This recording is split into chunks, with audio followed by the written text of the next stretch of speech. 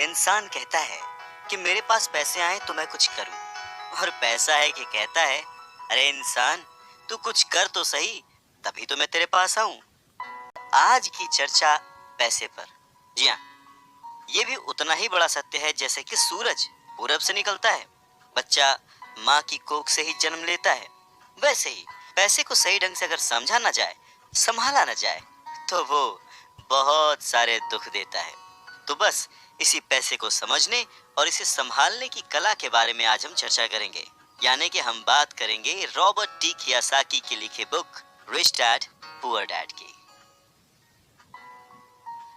इस किताब के इंट्रोडक्शन में मैं कुछ और बात कहूँ, उससे पहले मुझे डॉक्टर एड कोकेन की एक बात याद आती है। लिखते हैं कि रिच डैड पुअर डैड अमीरी का शॉर्टकट नहीं बताती, ये सिखाती है कि आप पैसे की समझ कैसे विकसित करें, किस तरह से अपने पैसे की जिम्मेदारी निभाएं और उसके बाद किस तरह से अमीर बने। तो चलिए शुरू करते हैं। दोस्तों, जब भी बात जिम्मेदारी की आती है तो नाम याद आता है उस शख्स का जिसने जिंदगी में कितनी भी ठोकरें खाई हो, कितना भी दुखी रहा हो, पर हमारे हिस्से के गम लिए और अपने हिस्से की खुशी हमें दे दी। पिता।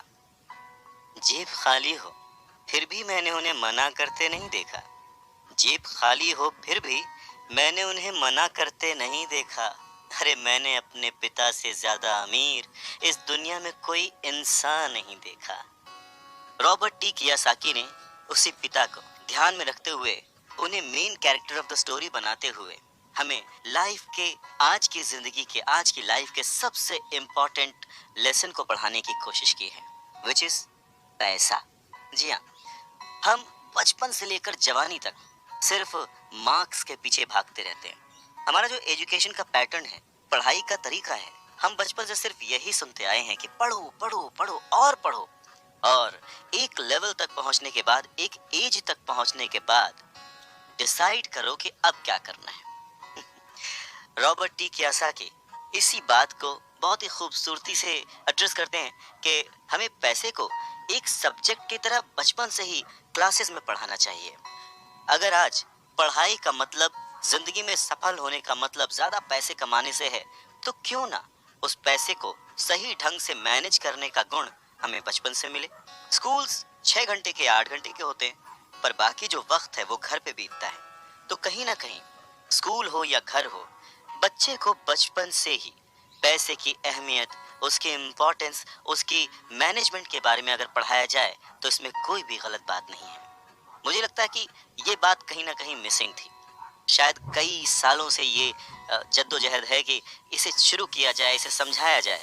बहुत सारी फिल्में बनी हैं इस पर, लेकिन आज भी हम मार्क्स मार्क्स और मार्क्स के पीछे ही भागते हैं।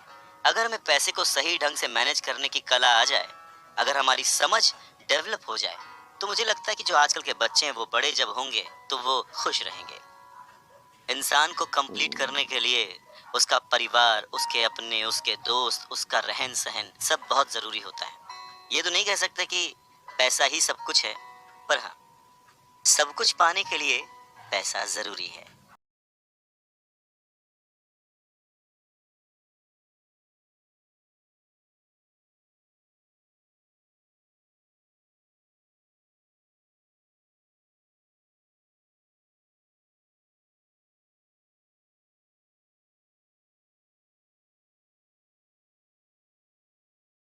काश, काश कि मैंने ये बुक 20 साल पहले पढ़ी होती। ये लाइन अमेरिका के एक बहुत ही बड़े बिल्डर लैरिसन क्लार्क ने कही थी जब उन्होंने रिच डैड पुअर डैड पढ़ी थी। वक्त ऐसे ही बीत जाता है और हम काश में फंसे रह जाते हैं। ऐसी बहुत सारी चीजें हमें जब पता लगती हैं जिससे हमारी लाइफ बदल सकती थी, हमें कुछ सीखने को मिल सकता था, हमें तरक्की करने को मिल सकता था, पर वक्त बीत चुका होता है और बस रह जाता है तो ये एक काश, काश कि मैंने ये कर लिया होता।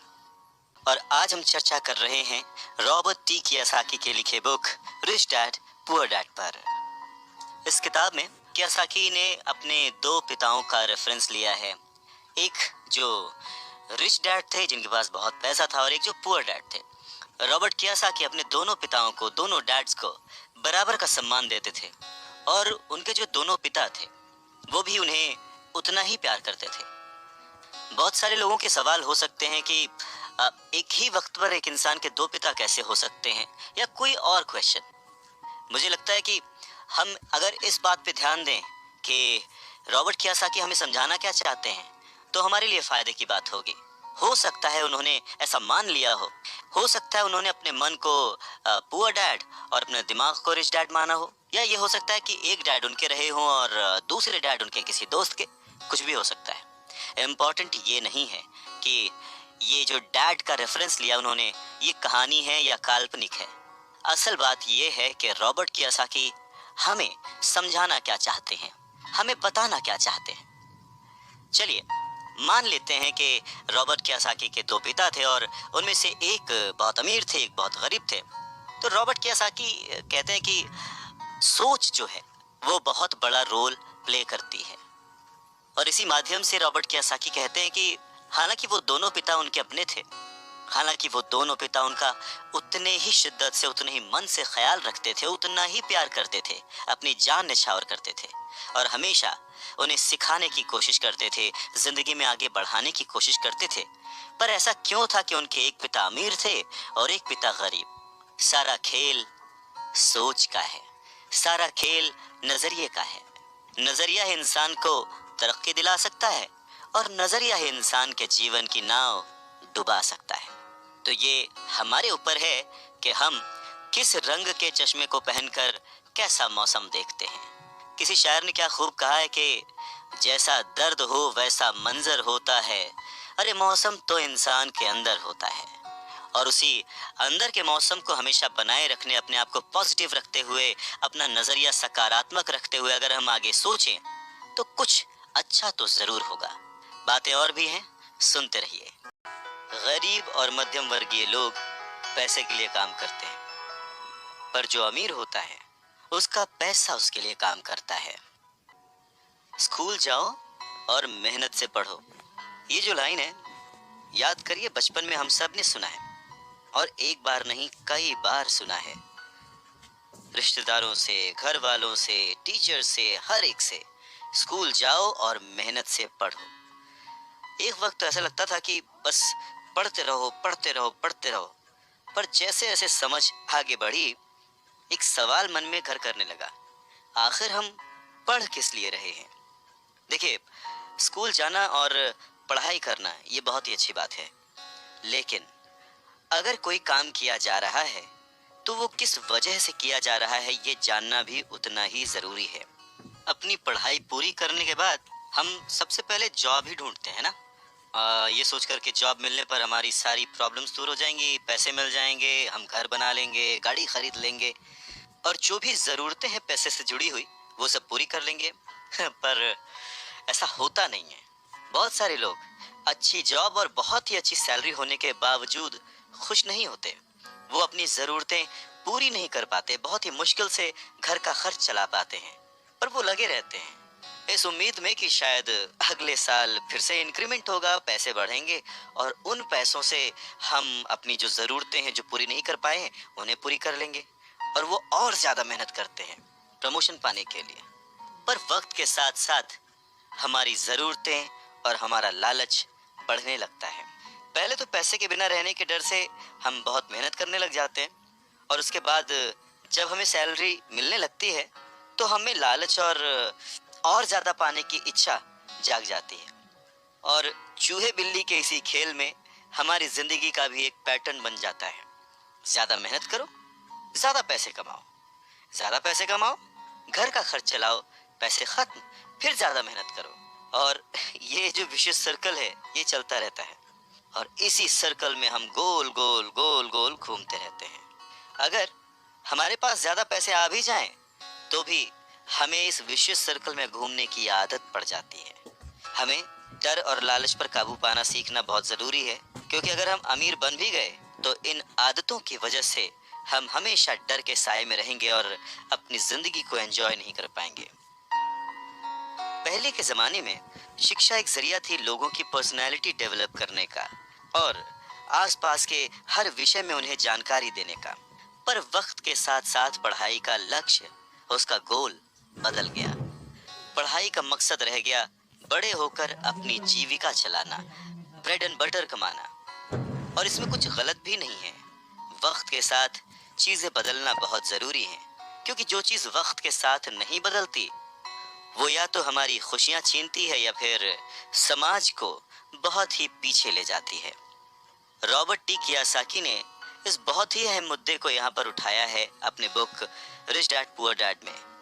क्या खूब कहा है कि बचपन से ही अगर हम बच्चे को मनी को एज अ सब्जेक्ट बच्चों को पढ़ाना शुरू करें, उन्हें ये समझाना शुरू करें कि उसे कैसे मैनेज किया जाए, तो बड़े होने पर बच्चों की बहुत सारी प्रॉब्लम्स अपने आप ही सॉल्व हो जाएंगी। बच्चा खुद उन्हें सॉल्व करने की क्षमता रखेगा। पर कहीं ना कहीं रॉबर्ट टी कियोसाकी ने इस बात का पूरा ध्यान रखा है कि पैसे को रिश्तों के ऊपर न रखा जाए। तभी तो उन्होंने इस विषय को रिश्तों के माध्यम से ही समझाने की कोशिश की है। रॉबर्ट टी कियोसाकी के पहले जो डैडी थे वो हमेशा ये कहते थे कि मैं इसे कैसे खरीद सकता हूँ। वहीं जो उसके दूसरे डैडी थे वो कहते थे मैं इसे क्यों नहीं खरीद सकता हूँ। दोनों की सोच में अंतर था, दोनों के शब्दों में अंतर था। यानी कि जिसे हम जिंदगी में पाना चाहते हैं, जिसे संभालना चाहते हैं, जैसे कि पैसा, तो उसके बारे में अगर बचपन से जाना जाए तो क्या ये सही नहीं होगा? आज जिस तरह से पढ़ाई की जाती है, बच्चा ग्रेजुएट होकर सोचता है कि अब मैं कौन सी नौकरी करूंगा। क्या ये सही नहीं है कि थोड़ा और पहले से बच्चे को इस विषय के बारे में और अच्छे से और डीपली पढ़ाया जाए, समझाया जाए? ये तो वही बात हो गई, जाना था जापान, पहुंच गए चीन। यानी कमाना था पैसे, पर जब तक इसकी समझ आई तब तक बहुत देर हो चुकी थी। यानी कि हमें सबसे पहले ये समझने की जरूरत है कि हम खुद एक्सेप्ट करें कि हम इसे कैसे पा सकते हैं, इसे कैसे संभाल सकते हैं, और वही सही शिक्षा हम अपने आने वाली पीढ़ी को भी दे सकते हैं। अगर दिल्ली जाना है तो टिकट भी दिल्ली का ही लेना पड़ेगा। ये कितना सच है ना, कि अगर हमें किसी मंजिल की ओर बढ़ना है तो हमें उसी दिशा की ओर रास्ता तय करना पड़ेगा, सफर करना पड़ेगा, मुश्किलों से जूझना पड़ेगा, और तब कहीं जाकर उस मंजिल को हम पा सकते हैं। धन संबंधी जो शिक्षा है उसके बारे में भी कुछ ऐसा ही है। धन कमाना एक अलग बात है, पर उस धन को सही ढंग से संभालना एक अलग कला है। पैसा एक तरह की ताकत है, पर इससे भी बड़ी ताकत है उसे संभाल कर रखने की समझ। पैसा तो आता और जाता रहता है, पर अगर आप ये जानते हैं कि पैसा किस तरह से काम करता है तो आप ज्यादा ताकतवर हो जाते हैं और आप दौलत कमाना शुरू भी कर देते हैं। देखिए, केवल सकारात्मक सोच से ही समस्या हल नहीं होती है। हाँ, ये जरूर है कि सकारात्मक सोच आपको उस दिशा की ओर बढ़ने की हिम्मत देती है। देखिए ना, ज्यादातर लोग स्कूल में पढ़ते हैं और वहां पर वो कभी ये नहीं सीख पाते कि पैसा काम किस तरह से करता है। इसीलिए वो पैसे के लिए काम करने में अपनी पूरी जिंदगी बर्बाद कर देते हैं। रॉबर्ट टी कियोसाकी कहते हैं कि उनकी ये पैसे से जुड़ी हुई शिक्षा, वित्तीय शिक्षा, जब वो केवल 9 साल के थे तभी शुरू हो गई थी। पर सबसे जरूरी बात ये थी कि उन्होंने जो पहला कदम उठाया था, ये निर्णय लिया था कि उन्हें किसकी बात सुननी है, अपने पुअर डैड की, जो कि बहुत ही पढ़े लिखे हैं पर पैसे को अहमियत नहीं देते, या फिर रिच डैड की बात, जो कि उन्हें उतना ही प्यार करते थे जितना कि उनके पुअर डैड, पर उन्होंने पैसे को कभी छोटा नहीं समझा। और क्योंकि रॉबर्ट टी कियोसाकी सिर्फ 9 साल के थे तो उनके रिच डैड ने बहुत ही आसान शब्दों में उन्हें वो लेसन्स पढ़ाए, पैसों के बारे में वो लेसन सिखाए। जी हाँ, हम किससे सीख रहे हैं, किसकी बात मान रहे हैं और किसे अपना मार्गदर्शक चुन रहे हैं, ये बहुत जरूरी है। क्योंकि जो हमें गाइड कर रहा है, अगर उसका नजरिया ही अलग है तो वो आपको सही मंजिल की ओर नहीं पहुंचा पाएगा। रॉबर्ट टी कियोसाकी के दोनों ही डैड्स, रिच डैड और पुअर डैड, उन्हें उतना ही प्यार करते थे, पर सिर्फ नजरिए की वजह से रॉबर्ट टी कियोसाकी ने अपने रिच डैड की बात सुनना प्रेफर किया। रॉबर्ट टी कियोसाकी कहते हैं कि जब तक उनके रिच डैड रहे, उन्होंने पूरे लाइफ में सिर्फ 6 ही लेसन उन्हें सिखाए, और ये 6 लेसन उन्होंने अपनी book rich dad poor dad में लिखे हैं, जो कि एक बच्चा भी समझ सकता है। सबक नंबर 1, अमीर लोग पैसे के लिए काम नहीं करते। सबक नंबर 2, पैसे की समझ क्यों सिखाई जानी चाहिए। सबक नंबर 3, अपने काम पर ध्यान दो और अपने काम से काम रखो। सबक नंबर 4, टैक्स क्या है उसे समझो और कॉरपोरेशंस की ताकत। सबक नंबर 5, अमीर लोग पैसे को जन्म देते हैं। सबक नंबर 6, पैसे कमाने के लिए काम ना करें, सीखने के लिए काम करें। अमीर लोग पैसे के लिए काम नहीं करते, ये समझने की कोशिश कर रहे हैं कि आखिर अमीर और अमीर कैसे होता जाता है। रॉबर्ट टी कियोसाकी एक कहानी का जिक्र करते हैं। कहते हैं कि जब वो छोटे थे तो उन्होंने अपने डैडी से पूछा कि डैडी क्या आप बता सकते हैं कि अमीर कैसे बना जाए। ये सुनकर उनके पुअर डैडी, जो कि एक स्कूल में पढ़ाते थे, उन्होंने कहा कि बेटे तुम अमीर क्यों बनना चाहते हो। इस पर कियोसाकी कहते हैं कि कुछ बच्चों ने और उनके पेरेंट्स ने उन्हें गरीब कहा। ये सुनकर उनके पुअर डैड सोच में पड़ जाते हैं और फिर उसके बाद उनसे कहते हैं, देखो अगर तुम अमीर बनना चाहते हो तो तुम्हें पैसे बनाना सीखना चाहिए। इस पर कियोसाकी ने अपने डैड से पूछा, मैं पैसे बनाना किस तरह से सीख सकता हूँ। तो डैड ने जवाब दिया, अपने दिमाग से।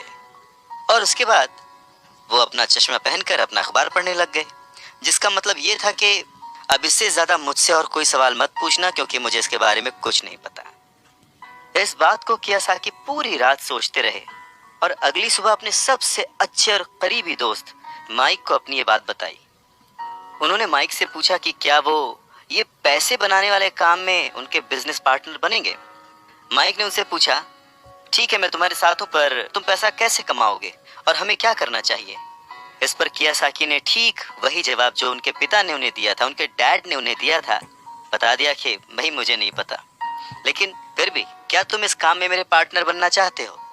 और फिर दोनों दोस्तों ने एक दूसरे का साथ दिया, बिजनेस पार्टनरशिप पक्की हो गई। कुछ दिन बीते, दिमाग दौड़ाया गया और आखिरकार उनका स्कूल जाना सफल रहा। स्कूल की क्लास में उन्होंने कुछ ऐसा पढ़ा था जिसे सोचकर कियोसाकी को लगा कि बस पैसा बनाने का फॉर्मूला तो मिल गया। और बस उसी आइडिया को फॉलो करते करते कियोसाकी और माइक ने ढेर सारा कच्चा माल इकट्ठा कर लिया, बहुत मेहनत की और अपने डैड की गैराज में उन्होंने कुछ सिक्के बनाए। और जब उनके डैड ने उन्हें देखा तो उन्होंने पूछा कि तुम क्या कर रहे हो। तब कियोसाकी का जवाब था, जैसा आपने कहा था, पैसे बना रहा हूं। तब उनके जो पुअर डैड थे उन्होंने कियोसाकी को कहा कि आओ मुझे तुमसे बात करनी है। कियोसाकी और माइक वहां सीढ़ियों पर बैठ गए। साथ में कियोसाकी के डैड और माइक के डैड जो कि रिच थे वो भी बैठ गए। यहाँ पे मैं आपको बताना चाहता हूँ कि इस पूरी कहानी में जो कियोसाकी ने अपने रिच डैड को रेफर किया है वो दरअसल माइक के पिता थे।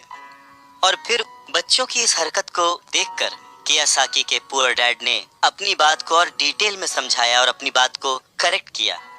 पहली बार उन्होंने बच्चों को बताया कि गैर कानूनी क्या होता है। बच्चों को लगा कि जो उन्होंने किया वो सही था, पर जब उन्होंने जाना कि ये अलाउड नहीं है, सिक्के छापना अलाउड नहीं है, उसके पीछे कई तरीके होते हैं, कानूनी गैर कानूनी, ये सब बातें जब बच्चों ने समझी तो उनका मुंह उतर गया। फिर उन्होंने पूछा, तो फिर हम अमीर कैसे बन सकते हैं। तब कियोसाकी के डैड ने उनसे कहा कि अगर तुम्हें सच में अमीर बनना है, रिच बनना है, तो तुम मुझसे नहीं माइक के डैड से पूछो। कियोसाकी ने अपने डैड से कहा, पर आप क्यों नहीं बता सकते, हम गरीब क्यों हैं। कियोसाकी के पुअर डैड ने कहा, क्योंकि मैं एक टीचर हूं और मैंने पैसे कमाने की राह नहीं चुनी है। पैसे कमाने के लिए तुम्हें माइक के डैड से ही पूछना पड़ेगा। क्या खूबसूरत बात समझाई है कियोसाकी ने कि अगर हमें कोई पर्टिकुलर गोल अचीव करना है, कोई लक्ष्य प्राप्त करना है, तो हमें रास्ता भी सही चुनना होगा, मार्गदर्शक भी सही चुनना होगा। कहते हैं कि सफल होने के लिए मेहनत करना बहुत जरूरी है। मेहनत तो एक मजदूर भी करता है, पर सफलता पाने के लिए, सक्सेस पाने के लिए सही दिशा में सही स्ट्रैटेजी के साथ मेहनत करने से ही सक्सेस हासिल होती है। अमीर बनना है तो कम समय में डिसीजन लेना सीखो, रॉबर्ट टी कियासाकी के पुअर डैड ने उन्हें कहा कि उन्हें उनके फ्रेंड माइक के डैड से पूछना चाहिए कि पैसे कैसे कमाए जाते हैं, सक्सेसफुल कैसे हुआ जाता है। तो रॉबर्ट टी कियासाकी ने और उनके फ्रेंड माइक ने ये डिसाइड किया कि वो अपने रिच डैड से ये बात जरूर पूछेंगे कि अमीर कैसे बना जाए, पैसे कैसे बनाए जाए। रॉबर्ट टी कियासाकी ने अपने रिच डैड से पूछा कि क्या वो उन्हें पैसा बनाना सिखाएंगे। इस पर उनके रिच डैड ने एक शर्त रखी, और शर्त ये थी कि वो बच्चे उनके साथ काम करते हुए सीखेंगे, न कि क्लास में बैठकर लेक्चर सुनते हुए। उन्होंने कहा कि मेरे पास इतना वक्त नहीं है कि मैं तुम्हें क्लास में बैठकर पढ़ाऊं और जिसका तुम कोई प्रैक्टिकल इस्तेमाल ना कर सको। इस बात को सुनकर रॉबर्ट टी कियासाकी और माइक थोड़ा सा कंफ्यूज हो गए। वो समझ नहीं पा रहे थे कि उन्हें हाँ कहना चाहिए या नहीं। उन बच्चों की कंफ्यूजन देखकर उनके डैड ने उनसे कहा, अगर जिंदगी में सक्सेस पाना चाहते हो, सफल होना चाहते हो, तो कम समय लेकर डिसाइड करना सीखो, जल्द से जल्द डिसीजन लेना सीखो। उन्होंने जल्दबाजी करने को नहीं कहा, पर हाँ, जितना कम समय हो सके उतने कम समय में सही निर्णय लेने की कला जिसको आती है वो जिंदगी में हमेशा आगे जाता है। यही उनकी सीख थी। और फिर बच्चों ने डिसाइड किया कि वो खेल छोड़कर सीखने का विकल्प चुनेंगे, काम करने का विकल्प चुनेंगे, ताकि उन्हें ये समझ में आ सके कि पैसे कैसे कमाए जा सकते हैं। बस फिर क्या था, बच्चे अगले ही दिन अपने रिच डैड के पास पहुंच गए। उनके रिच डैड ने उन बच्चों को एक शॉप पर सफाई का काम दिया।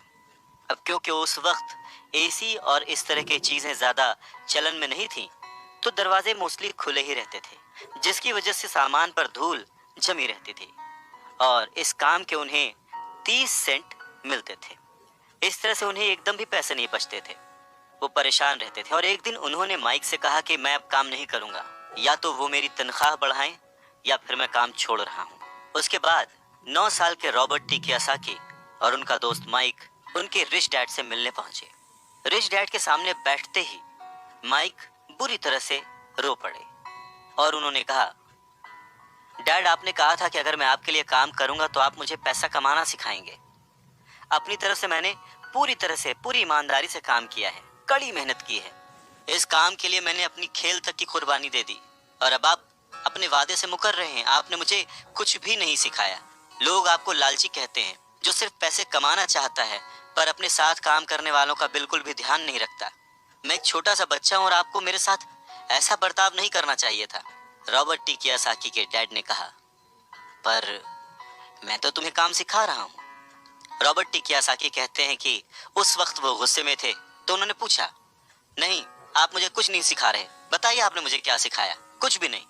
आपसे सीखने के लिए मैं बस चंद सिक्कों में काम करने के लिए तैयार हो गया और उसके बाद तो आपने मुझसे बात तक नहीं की। मैं आपकी शिकायत सरकार से करूंगा। हमारे देश में भी बाल श्रम कानून है, आप तो जानते ही हैं। मेरे पुअर डैड सरकार के लिए काम करते हैं।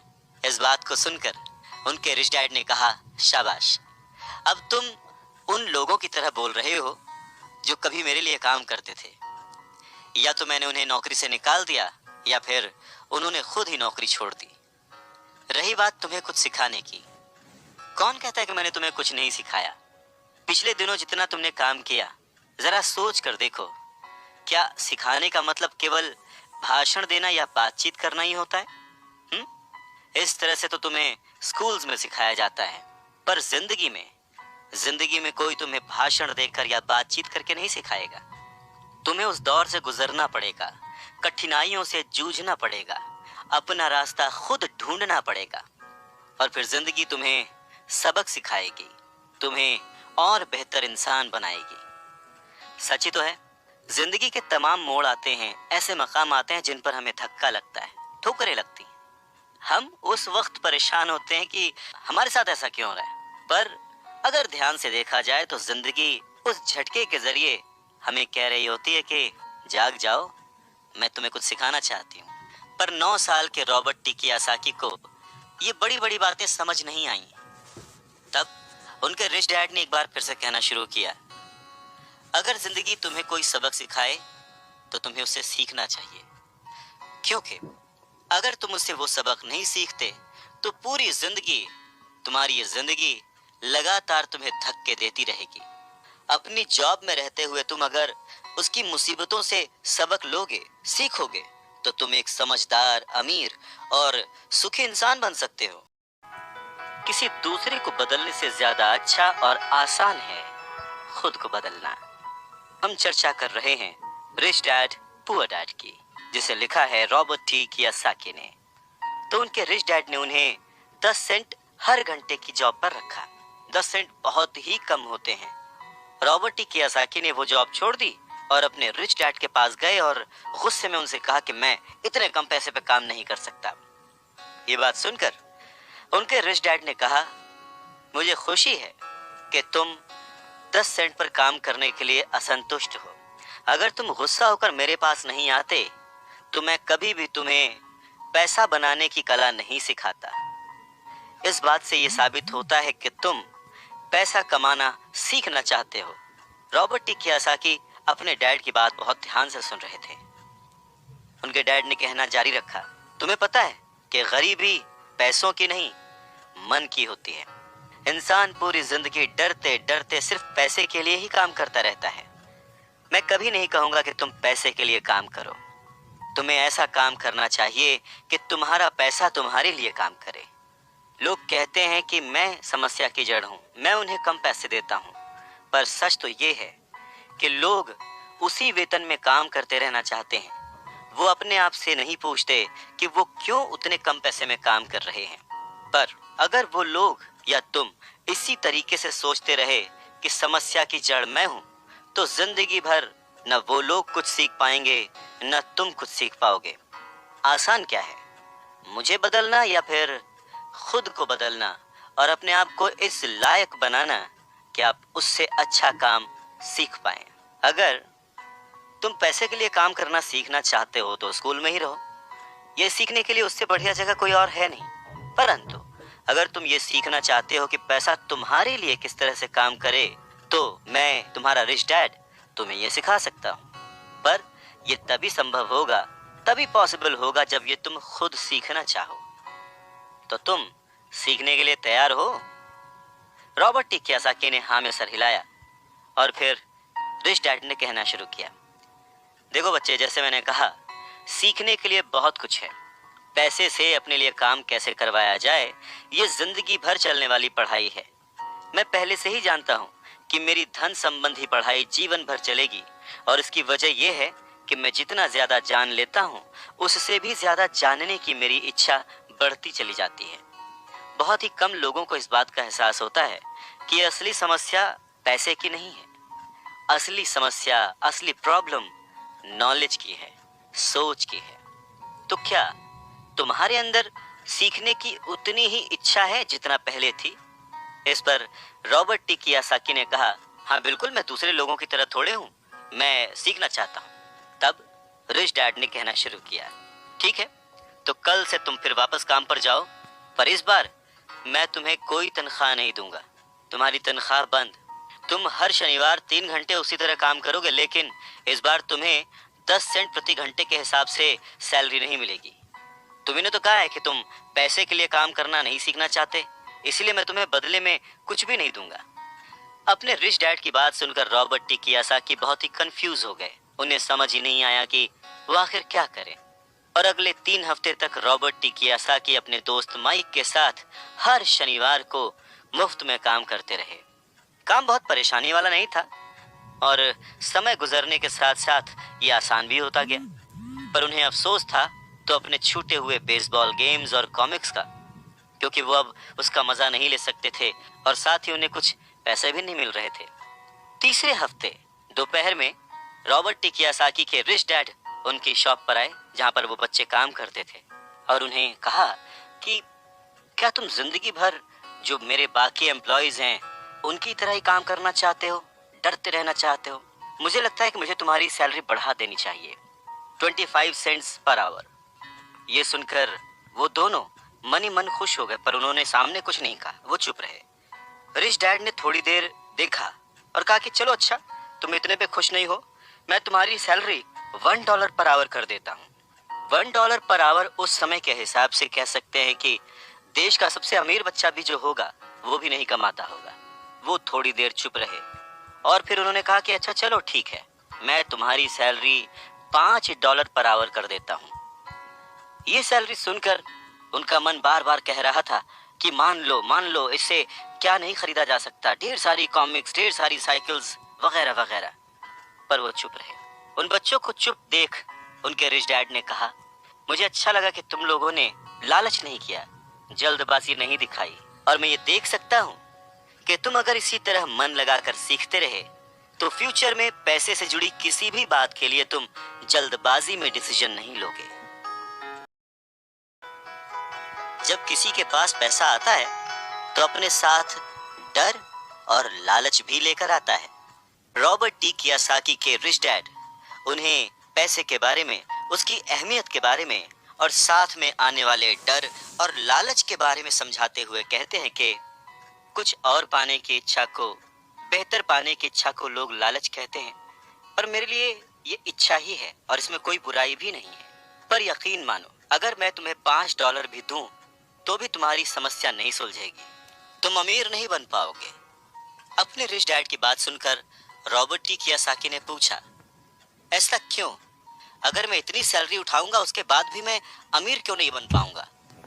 तब रिच डैड ने कहा, क्योंकि अमीरी मन से होती है, सोच से होती है, पैसे से नहीं।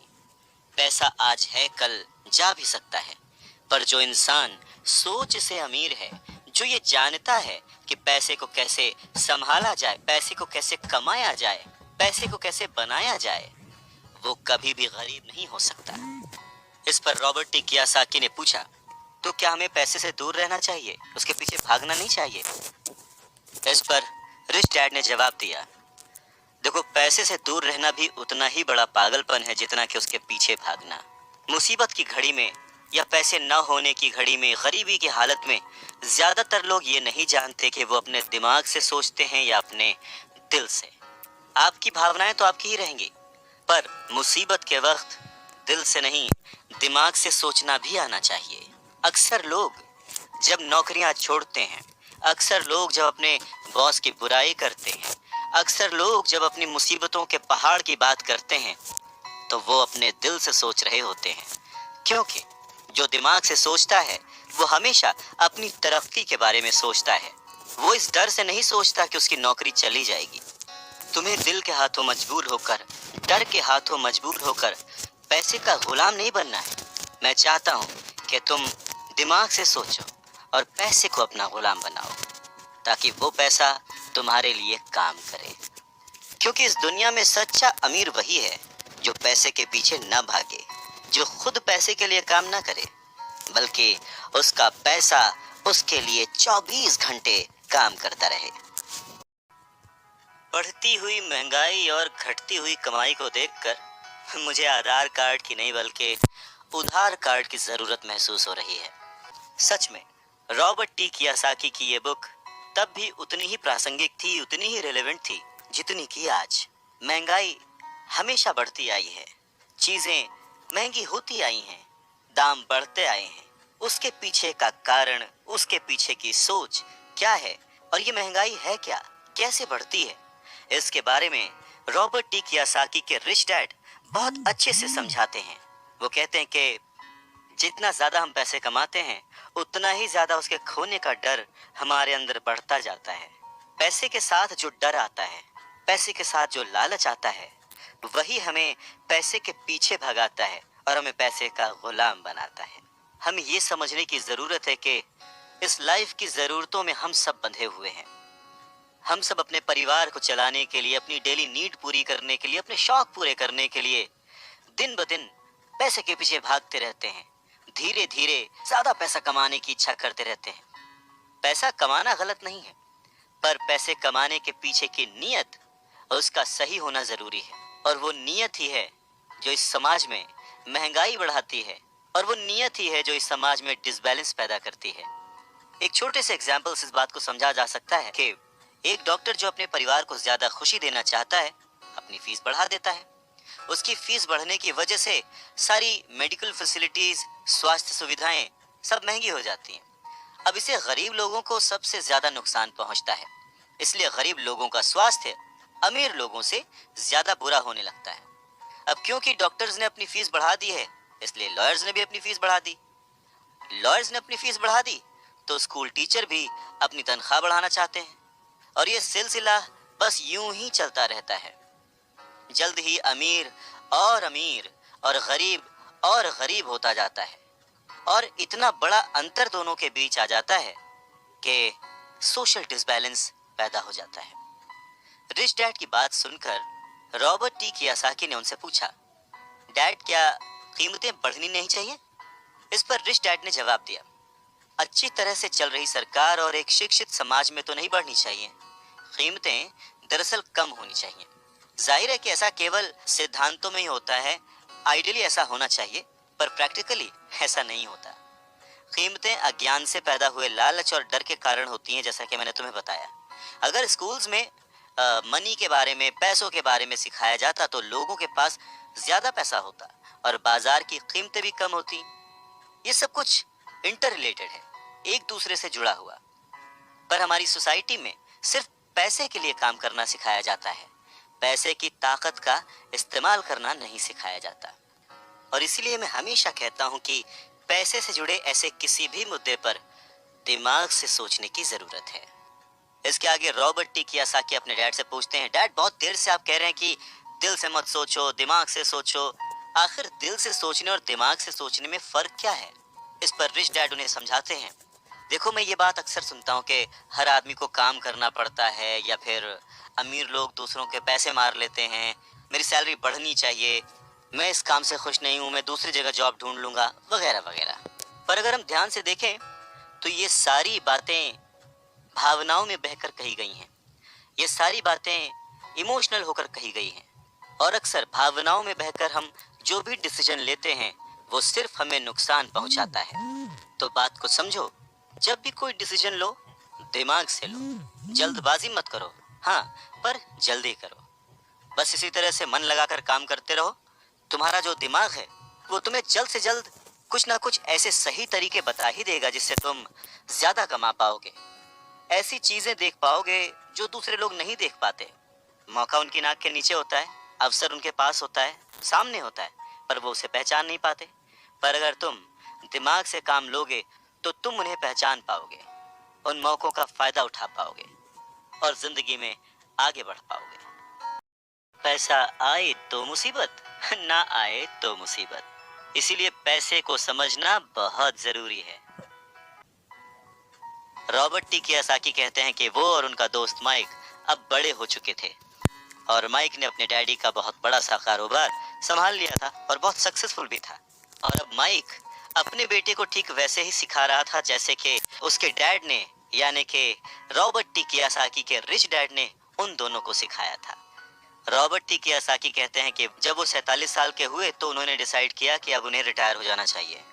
रिटायरमेंट का ये मतलब नहीं होता कि काम नहीं किया जाएगा या आगे काम नहीं करना चाहते वगैरह वगैरह। रिटायरमेंट का मतलब ये होता है कि अब आप इस लायक हो गए हैं कि आपका पैसा आपके लिए काम करे। रिटायरमेंट का सही मतलब यही है कि आपने पूरी जिंदगी जो मेहनत करके, जो स्ट्रैटेजीज बना के, सही जगह निवेश करके पैसा लगाया था, अब आपकी वो एज आ चुकी है कि अब आप उस पैसे को एंजॉय करें, क्योंकि आपका पैसा अब आपके लिए काम करना शुरू कर चुका है। कुछ लोग पूरी जिंदगी काम करते रहते हैं, रिटायर नहीं हो पाते। पूरी जिंदगी काम करना गलत नहीं है, पर यह डिफरेंस समझना बहुत जरूरी है कि पैसे की जरूरत की वजह से पूरी जिंदगी काम कर रहे हैं, उसका गुलाम बन के काम कर रहे हैं, या फिर उसका मालिक बन के और अपने काम को एंजॉय करके पूरी जिंदगी काम कर रहे हैं। रिटायरमेंट को दूसरे शब्दों में चिंताओं से आजादी भी कह सकते हैं। इसका मतलब ये है, पैसा अगर सही तरह से खर्च किया जाए, पैसे को अगर सही तरह से मैनेज किया जाए तो वो अपने आप बढ़ता रहता है। ये ठीक एक पेड़ लगाने की तरह है कि आप सालों तक इसे पानी देते हैं। जब आप अपने बिजनेस में होते हैं, अपनी जॉब में होते हैं, और कभी भी इसमें कोताही नहीं करते, जब भी उस पेड़ को जरूरत होती है आप उसकी सेवा करते हैं, और फिर जब वो पेड़ बड़ा हो जाता है, जमीन की गहराइयों में उसकी जड़ें पहुंच जाती हैं, फिर वो अपने आप आपको छाया और फल देता है, और फिर आपको उसके लिए काम करने की जरूरत नहीं पड़ती। पैसा भी कुछ कुछ उस पेड़ की ही तरह है। अगर इस बात को एक दूसरे एग्जाम्पल से समझें तो हमें जैसा गोल बनाना है उसके लिए हमें प्रिपरेशन भी वैसे ही करनी पड़ेगी। अगर बहुत ऊंची बिल्डिंग बनानी है तो हमें उसकी नींव बहुत गहरी खोदनी पड़ेगी। और अगर हमें सिर्फ छोटा सा घर बनाना है तो उसकी नींव छोटी होगी। पर प्रॉब्लम यही होती है, हम छोटी सी नींव खोद कर बहुत बड़ी सी बिल्डिंग बनाने की कोशिश करते हैं जो कि बाद में ढह जाती है। तो जरूरी क्या है? पैसे को समझना, पैसे को संभालना। पैसे को संभालने के लिए उसे समझा कैसे जाए, इसके लिए सबसे जरूरी बात है लायबिलिटीज और एसेट्स के बीच फर्क को समझा जाए और एसेट्स को खरीदा जाए और लायबिलिटीज में पैसे न डाले जाए। अच्छा, इस सुनने में बहुत ही आसान लगता है, लेकिन सच यही है कि ये आपको अमीर बनने में बहुत मदद करेगा। लेकिन अगर ये इतना ही सिंपल है तो फिर हर कोई इस बारे में सोचता क्यों नहीं? लोगों को लगता है कि उन्हें लायबिलिटीज और एसेट्स के बीच फर्क पता है, पर लायबिलिटीज और एसेट्स के बीच का जो बारीक सा फर्क है वही लोगों को नहीं पता है। तो चलिए इसके बारे में और डिटेल में बात करते हैं। लायबिलिटीज और एसेट्स क्या है? लायबिलिटीज वो हैं जहां से आपको पैसा कभी नहीं आएगा, उल्टे आपको उसमें और पैसा डालते रहना पड़ेगा। और एसेट्स वो चीजें हैं जो आपको पैसा देती रहेंगी, दिन ब दिन उनकी कीमत बढ़ती रहेगी, वो आपको अमीर और अमीर बनाती रहेंगी। इसको अगर इनकम और एक्सपेंस के टर्म में समझे तो और आसान होगा। सिंपल सा मतलब है, इनकम है कि आपके पास कितना पैसा आया और एक्सपेंस है कि आपने कितना पैसा खर्च किया। तो जब भी ऐसी कंफ्यूजन हो, सही तरीका यह है कि एक बैलेंस शीट बनाएं जिसमें अपने एसेट्स और लायबिलिटीज जरूर लिखें। 1 रुपया मांगता था, 2 रुपए थमा देते थे। 1 रुपया मांगता था, 2 रुपए थमा देते थे। कुछ इस तरह से पापा मुझे अमीर बना दिया करते थे। कहते हैं कि सोच अगर सही दिशा में हो तो मंजिल बड़ी आसानी से मिल जाती है। इंसान की जरूरतों को पूरा करने के लिए पैसे की आज कितनी जरूरत है, ये बात हम में से किसी से भी छिपी हुई नहीं है। हम सब दिन रात मेहनत करते हैं, सोचते हैं कि हम अमीर बन जाएं, पर क्या वो सोच हमारे अंदर है? हम छोटे थे तो 1 रुपए 2 रुपए में भी खुश हो जाते थे, पर आज ना जाने कितने पैसे कमाने के बाद भी हम खुश नहीं हो पाते। गरीबी ही महसूस होती है, हमेशा कमी लगी रहती है। तो कारण क्या है? फर्क क्या है? फर्क सिर्फ सोच का है, जिसके बारे में रॉबर्ट टी कियोसाकी कहते हैं कि अमीर लोगों के पास ज्यादा पैसा इसलिए होता है क्योंकि वो प्रिंसिपल पर यकीन करते हैं। वहीं दूसरी तरफ गरीब लोग प्रिंसिपल को ठीक से समझ नहीं पाते। इसीलिए इस बात पर जोर दिया जाता है कि केवल लिटरेट होना काफी नहीं है, फाइनेंशियली लिटरेट होना जरूरी है। सिर्फ नंबर से कुछ नहीं होता, मार्क्स से कुछ नहीं होता। फर्क तो तब पड़ता है जब आप अपनी सक्सेस स्टोरी खुद लिखें। अधिकतर फैमिलीज में देखा गया है कि जो मेहनती होता है उसके पास पैसा भी ज्यादा होता है, मगर उसका फायदा क्या जब सारा पैसा लायबिलिटीज में खर्च हो जाए? वैसे ये बहुत ही इंटरेस्टिंग एक्सरसाइज है, करके देखनी चाहिए। लायबिलिटीज वर्सेस एसेट्स, ये चार्ट बनाकर जब आप देखेंगे तो पाएंगे कि आपका खर्च करने का पैटर्न कैसा है, तरीका सही है या गलत। और तब आप ये भी नोटिस कर पाएंगे कि आपका ज्यादा खर्च किस तरफ हो रहा है, लायबिलिटीज की तरफ या एसेट्स की तरफ, और आपको अपने खर्च पर कितना कंट्रोल करने की जरूरत है। तो इस पूरी बात को अगर आसान शब्दों में समझा जाए तो वो ये कि अपना पैसा कैसे खर्चें, बस यही मुद्दे की बात है और कुछ नहीं। अच्छा, एक और जरूरी बात है, पुराने समय में अगर देखा जाए तो लोगों के गोल होते थे, हम डॉक्टर बनेंगे, लॉयर बनेंगे, ये सारे प्रोफेशंस हैं, पर इनका अमीरी से कोई कनेक्शन नहीं है। पर सोच यही थी कि हम डॉक्टर बनेंगे तो बहुत पैसा कमाएंगे, लॉयर बनेंगे तो बहुत पैसा कमाएंगे, बैरिस्टर बनेंगे तो बहुत पैसा कमाएंगे। इस सोच की जड़ ही गलत है। पुराने जमाने के कई लोग आज डॉक्टर, इंजीनियर या जो कुछ भी वो बनना चाहते थे बन चुके हैं, पर आज भी वो पैसे के लिए स्ट्रगल कर रहे हैं। क्यों? क्योंकि वो उनकी नींव ही अलग थी। आज दौर बदल चुका है, बच्चे एथलीट बनना चाहते हैं, स्पोर्ट्स पर्सन बनना चाहते हैं, स्टार बनना चाहते हैं, क्योंकि उन्हें पता है कि सिर्फ अच्छी पढ़ाई और अच्छे ग्रेड्स के भरोसे बैठकर वो अपने करियर में सक्सेस नहीं पा सकते। आज वक्त बदल चुका है। आज के ज़माने में सभी वर्किंग हैं, हस्बैंड वाइफ वर्किंग हैं, दोनों कमाते हैं और सोचते हैं कि हम दोनों मिलकर ज़्यादा पैसे कमाएंगे और हम ज़्यादा अमीर हो जाएंगे। और सबका ध्यान सिर्फ अपने अपने करियर पे ही होता है। कमाई बढ़ने लगती है, पर जाहिर है कि उसी के साथ साथ खर्चे भी बढ़ने लगते हैं। कहने का मतलब ये कि बिना फाइनेंशियली लिटरेट हुए आप कितने भी पैसे कमा लें, वो खर्च हो जाएंगे, वो आपकी लाइबिलिटीज में चले जाएंगे, और ये एक ऐसा चक्कर है जो फिर चलता ही रहता है। और उसके बाद सभी ये सोचते हैं कि इस मुसीबत से बाहर कैसे निकला जाए। दरअसल लोगों को लगता है कि ज्यादा पैसे कमाने से आदमी अमीर हो जाता है, पर रॉबर्ट टी कियोसाकी कहते हैं कि अमीरी एक सोच है। अमीरी अपने पैसे को सही जगह खर्च करने की समझ है। अमीरी पैसे के पीछे ना भागने की सोच है। अमीरी रिटायरमेंट लेते समय ना डरने की सोच है। अमीरी तब है जब आपका पैसा आपके लिए काम करे। तो आप जब भी खर्च करें, हमेशा ये ध्यान रखें कि पैसा आपको अमीर नहीं बनाता। उसे सही जगह पे इन्वेस्ट करना, उसे सही से संभाल कर रखना, या कई बार उसे गलत जगह पर खर्च ना करना भी आपको अमीर ही बनाता है। कहने का मतलब ये कि अमीरी क्या है? अमीरी वो नहीं कि आप कितना पैसा कमा पाते हैं। अमीरी तो वो है कि आप कितना पैसा बचा पाते हैं। आप ठहर जाएंगे तो चलेगा, आपकी सोच नहीं ठहरनी चाहिए, क्योंकि अगर सोच ठहर गई तो जिंदगी बिना किसी सोच के गुजर जाएगी। बात सन 1947 की है। दुनिया की सबसे बड़ी फूड चेन मैकडोनल्ड के फाउंडर रे क्रॉक ने एक एमबीए क्लास में स्पीच दी। बहुत ही शानदार स्पीच, लोगों ने बहुत तालियां बजाईं, खुश हुए। स्पीच के बाद एमबीए के स्टूडेंट्स ने उनके साथ वक्त बिताना चाहा। उनसे रिक्वेस्ट की कि सर थोड़ा टाइम हमारे लिए स्पेयर कर लें। बातों बातों में रे क्रॉक ने अचानक एक सवाल किया, क्या आप लोग जानते हैं कि मैं किस बिजनेस में हूँ? अब क्योंकि वो मैगडी को रिप्रेजेंट कर रहे थे तो सभी जानते थे कि भाई आप हैमबर्गर बेचते हैं, फूड बिजनेस में हैं। तो बच्चों ने वही जवाब दिया। इस बात पर रे हंसने लगे। उनका असली बिजनेस तो रियल एस्टेट का है, क्योंकि मैगडी के लिए हर लोकेशन का चुनाव बहुत ही सोच समझकर और रेकी करके किया जाता है। जहां उनकी फ्रेंचाइजी बनाई जाती है वो जमीन भी साथ ही बेची जाती थी।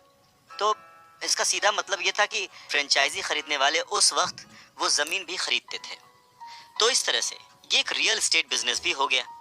और ठीक यही सबक रॉबर्ट टी कियोसाकी के रिच डैड ने उन्हें सिखाया कि अक्सर लोग खुद के लिए छोड़कर बाकी सब के लिए काम करते हैं। वो टैक्स पे करके गवर्नमेंट के लिए काम करते हैं, उस कंपनी के लिए काम करते हैं जहां वो नौकरी करते हैं, बैंक का मॉर्गेज देकर उसके लिए काम करते हैं। और ये सब इसलिए क्योंकि हमारा एजुकेशन सिस्टम ही ऐसा है। स्कूल हमें एम्प्लॉय बनना सिखाता है, एम्प्लॉयर नहीं। जो आप पढ़ते हैं बस वही आप बनते हैं, इसलिए हमेशा सही पढ़ें। अगर आपने साइंस पढ़ी तो डॉक्टर बनेंगे, मैथमेटिक्स पढ़ी तो इंजीनियर बनेंगे, मतलब आपने जो पढ़ा वही आप बने। अब मुसीबत ये है कि इससे छात्रों का कोई भला नहीं हो पाता, क्योंकि वो नौकरी और बिजनेस के बीच के फर्क में उलझ कर रह जाते हैं। जब कोई पूछता है कि आपका बिजनेस क्या है, तो आपको ये नहीं बोलना चाहिए कि मैं तो एक डॉक्टर हूँ या एक बैंकर हूँ, क्योंकि वो आपका प्रोफेशन है, बिजनेस नहीं। वो प्रोफेशन है जिससे आप लोगों की सेवा करते हैं, वो प्रोफेशन है जिससे आप अपना घर चलाते हैं। अमीर बनने के लिए प्रोफेशन नहीं, बिजनेस की जरूरत है। कहने का मतलब है कि आप जो कुछ भी करते हैं उसे अपना बिजनेस बनाइए, नौकरी नहीं। अपनी सारी उम्र दूसरों के लिए काम करके उन्हें अमीर करने में बर्बाद ना करें, बल्कि खुद की जिंदगी को खुशहाल करने के लिए खुद काम करें। बहुत से लोगों को इस बात का एहसास बहुत देर में होता है कि जो उनका हाउस लोन है उनकी जान ले रहा है, और फिर उन्हें लगता है कि जिसे वो एसेट मानते थे वो दरअसल उनकी लाइबिलिटी बन गया। जैसे उन्होंने कार ली तो उससे जुड़े तमाम खर्चे उनकी लाइबिलिटीज बन गए। उन्हें पूरा करने के लिए नौकरी जरूरी है, और अगर कभी वो सेफ जॉब उनके हाथों से निकल गई तो फिर उनकी मुसीबतें शुरू। इसीलिए हमें अपने सेविंग्स पर, अपनी बचत पर, अपने एसेट्स पर इतना ज्यादा ध्यान देना चाहिए। हम कितना कमा रहे हैं उससे ज्यादा हम कितना सेव कर रहे हैं उस पर ध्यान देना चाहिए। और फाइनेंशियली सिक्योर होने का यही एक सिंपल तरीका है। आप कितने अमीर हैं ये जानने का सही तरीका नेटवर्थ इसलिए नहीं है क्योंकि जब भी आप अपने एसेट्स बेचते हैं तो उन पर भी टैक्स लगता है। आपको उतना पैसा नहीं मिलता जितना कि आप सोचते हैं, तो आपकी बैलेंस शीट के हिसाब से आपको जितना भी पैसा मिलेगा उस पर भी आपको टैक्स देना पड़ेगा। अब इसका मतलब क्या हुआ कि क्या सब कुछ छोड़ दें, जो कर रहे हैं वो सब छोड़ दें, नौकरी ना करें? नहीं, रॉबर्ट टी कियोसाकी ये बिल्कुल नहीं कहते कि जो कुछ आप कर रहे हैं उसे छोड़ दें, जो नौकरी कर रहे हैं उसे छोड़ दें। अपनी नौकरी करते रहिए, पर साथ ही एसेट्स भी जमा करते रहिए। और एसेट्स से उनका मतलब है सही और असली मायने में एसेट्स। वो ये नहीं कहते कि आप कोई कार खरीद लीजिए, क्योंकि कार एसेट नहीं है, क्योंकि जैसे ही आप उसे सड़क पर उतारेंगे उसका रेट घट जाएगा, उसकी कीमत घट जाएगी। जितना हो सके खर्चे में कटौती करिए और लायबिलिटीज को घटाइए। तो बड़ा सवाल ये आता है कि किस तरह के एसेट्स खरीदे जाने चाहिए। कुछ एग्जाम्पल्स इस तरह से समझे जा सकते हैं कि ऐसा कोई बिजनेस करें जहां आपकी मौजूदगी जरूरी ना हो। मतलब अगर आप वहां पे ना भी रहें तो आपका काम चलता रहे, दूसरे लोग आपके लिए काम करते रहें और बस वही आपका बिजनेस है। दूसरा, आप कह सकते हैं कि रियल एस्टेट में पैसे लगा सकते हैं, आप लैंड खरीद सकते हैं, स्टॉक और बॉन्ड खरीद सकते हैं। आजकल बहुत सारी पॉलिसीज आ गई हैं, उन्हें समझें और फिर उसमें इन्वेस्ट करें। जब एसेट्स खरीदें तो अपनी पसंद की चीज़ों पर पैसा लगाएं, क्योंकि आपका मन होगा तभी आप उसमें ध्यान दे पाएंगे। अगर उसमें आपकी रुचि नहीं होगी ना, तो आप उसे बेहतर समझ नहीं पाएंगे। रॉबर्ट टी कियोसाकी को रियल एस्टेट और स्टॉक्स में रुचि थी, खासकर छोटी कंपनियों में इन्वेस्ट करने की। तो उन्होंने अपने रिच डैड की सलाह पर अपनी नौकरी कभी नहीं छोड़ी। वो जॉब करते रहे, साथ ही अपने एसेट कॉलम को बड़ा और मजबूत बनाते रहे। उन्होंने अपना कमाया हुआ एक एक पैसा बेकार खर्च नहीं किया, उसे सेव किया। वो हमेशा ये मानकर चलते रहे कि इस पैसे की उन्हें ज़रूरत नहीं है, वो उसके मालिक हैं, गुलाम नहीं हैं। अगर आपको लगता है कि आप लग्जूरियस लाइफ जीना चाहते हैं, लग्जरी खरीदना चाहते हैं, शौक से खरीदिए, कोई बड़ी बात नहीं है। पर जैसे ही आपको ये विचार आए, ये भी ज़रूर सोचिए कि अमीर और गरीब में बस यही फ़र्क है। जहाँ पर मिडिल क्लास आदमी या गरीब आदमी पैसा आते ही पहले लग्जरी में खर्च करता है, वहीं अमीर आदमी उसे सबसे बाद में खरीदता है। तो यही सीक्रेट है अमीरों के और अमीर होने का और गरीबों की बढ़ती गरीबी का। संपत्ति वो है जो हमें पैसे कमा के देती है, और जिम्मेदारी, दायित्व वो है जो हमसे पैसे खर्च करवाता है। तो बातें रिच डैड पुअर डैड से। रॉबर्ट टी कियोसाकी कहते हैं कि उनके रिच डैड हमेशा चीजों को सिंपल तरीके से समझने और समझाने में विश्वास रखते थे। उन्होंने बच्चों से कहा कि अकाउंटिंग में अंक यानी नंबर इम्पोर्टेंट नहीं है, इम्पोर्टेंट तो वो बात है जो वो नंबर्स, वो अंक बता रहे हैं। ये ठीक लेटर्स की तरह है या शब्दों की तरह है। जैसे शब्द या वर्ड्स इम्पोर्टेंट नहीं होते, इम्पोर्टेंट वो बात होती है जो वो शब्द कह रहे हैं, जो वो शब्द बताना चाहते हैं। कई लोग पढ़ते हैं परंतु बहुत ज़्यादा समझ नहीं पाते। अब ये रीडिंग की एक प्रॉब्लम हो सकती है। जैसे एक छोटा सा एग्जांपल लें कि अगर आपके घर में कभी मोबाइल आया हो या वीसीआर आया हो और उसके साथ एक इंस्ट्रक्शन बुक भी आती है, कभी आपने उस इंस्ट्रक्शन बुक को पढ़ा है? मैं ये गारंटी दे सकता हूँ कि बहुत सारे लोगों को उसे पढ़ने के बाद भी कुछ समझ नहीं आएगा और ऐसा लगेगा कि वो दुनिया का सबसे मुश्किल काम है। ठीक वैसे ही अंकों के साथ है। अगर आप अमीर बनना चाहते हैं तो आपको अंकों को पढ़ना और उन्हें समझना आना चाहिए। रॉबर्ट टी कियोसाकी कहते हैं कि अपने रिच डैड से ये बात उन्होंने हजारों बार सुनी थी और ये भी सुना कि अमीर लोग संपत्ति इकट्ठा करते हैं, जबकि गरीब और मध्य वर्गीय यानी मिडिल क्लास लोग दायित्व इकट्ठा करते हैं। तो सवाल ये आता है कि जब कोई नौकरी कर रहा है, अच्छी सैलरी उठा रहा है, फिर भी उसके पास पैसे की तंगी क्यों होती है? रॉबर्ट टी कियोसाकी के रिच डैड कहते हैं कि पैसे की तंगी की असली वजह होती है कि लोग संपत्ति और दायित्व के बीच अंतर नहीं कर पाते। तो वास्तव में अगर आपको अमीर बनना है तो आपको सिर्फ इतना ही जानने की जरूरत है और आप जिंदगी भर संपत्ति खरीदते रहिए। बस इनके बीच के फर्क को न जानने के कारण बहुत सारे लोग जिंदगी भर पैसे की कमी से परेशान रहते हैं। पैसों के लिए आदमी इसलिए परेशान होता रहता है क्योंकि वो ना तो शब्दों को समझ पाता है ना ही अंकों को। जिन लोगों के सामने पैसे की मुश्किलें आ रही हैं, उन्हें ये समझ लेना चाहिए कि शब्दों या अंकों में ऐसा कुछ है जिसे वो पढ़ नहीं पा रहे हैं। कोई चीज ठीक से उनकी समझ में नहीं आ रही है। अमीर लोग इसीलिए अमीर होते जाते हैं क्योंकि इस मामले में वो पैसे की तंगी से परेशान लोगों से ज्यादा समझदार होते हैं। तो अगर आप भी अमीर बनना चाहते हैं और अपनी दौलत को बनाए रखना चाहते हैं तो पैसे की साक्षरता और समझदारी बहुत जरूरी है, शब्दों में भी और अंकों में भी। जिंदगी में सिर्फ पैसे कमाकर या पैसे बचाकर आप अमीर नहीं बन सकते। अमीर बनने के लिए आपको अपने अंदर बहुत कुछ बदलना पड़ेगा। अगर कोई लॉटरी में पैसे जीत जाए और उसे वो अपने साथ रख ले, बचा ले, तो क्या वो आपकी निगाह में अमीर है? नहीं, क्योंकि वो पैसा आज नहीं तो कल उसके साथ नहीं रहेगा। अमीरी एक सोच है, एक जीवन शैली है, एक नजरिया है, और आपको हमेशा अमीर बने रहने के लिए अमीरों की तरह ही सोचना पड़ेगा, खुद को इम्प्रूव करना पड़ेगा। और इसी बात को रॉबर्ट टी कियोसाकी के रिच डैड एक कहानी के माध्यम से उन्हें समझाते हैं। वो कहते हैं कि जापानी लोग 3 ताकतों को मानते थे: तलवार की ताकत, रत्नों की ताकत और दर्पण की ताकत। तलवार हथियारों की ताकत का प्रतीक थी। अमेरिका ने हथियारों पर खरबों डॉलर खर्च कर दिए और इसी कारण वो आज विश्व में सबसे ताकतवर देश है।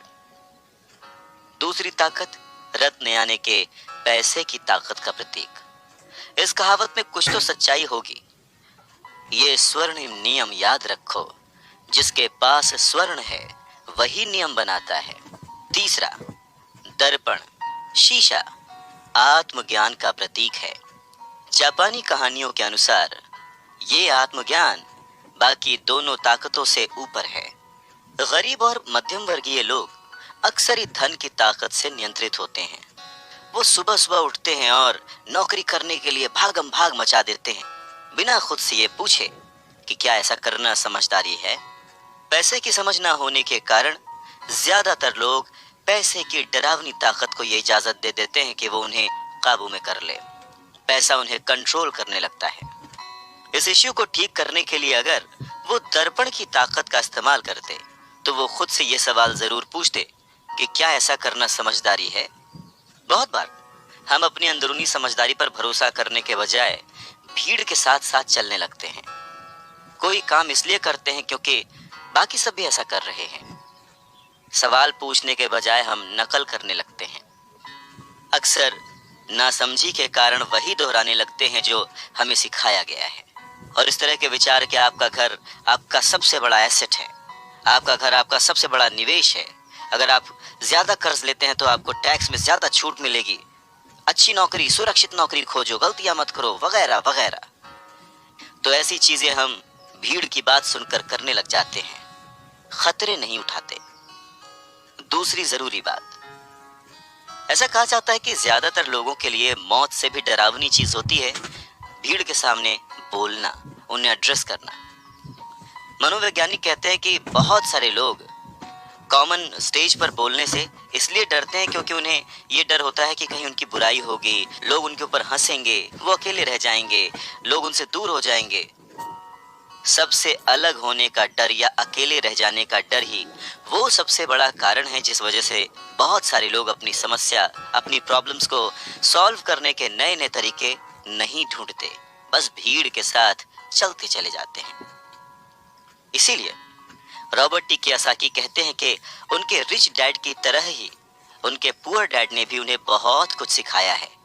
और उनमें से एक जरूरी बात ये थी कि क्यों और किस तरह से जापानी लोग दर्पण की ताकत को, आईने की ताकत को सबसे ज्यादा इंपॉर्टेंस देते थे। क्योंकि जब इंसान आईने में खुद को देखता है तभी उसे सच्चाई का पता चलता है।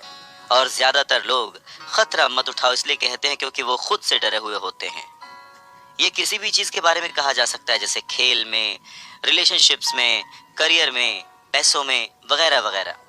और सबसे इंपॉर्टेंट बात यह कि आईने में देखकर आप खुद से झूठ बोल सकते हैं क्या?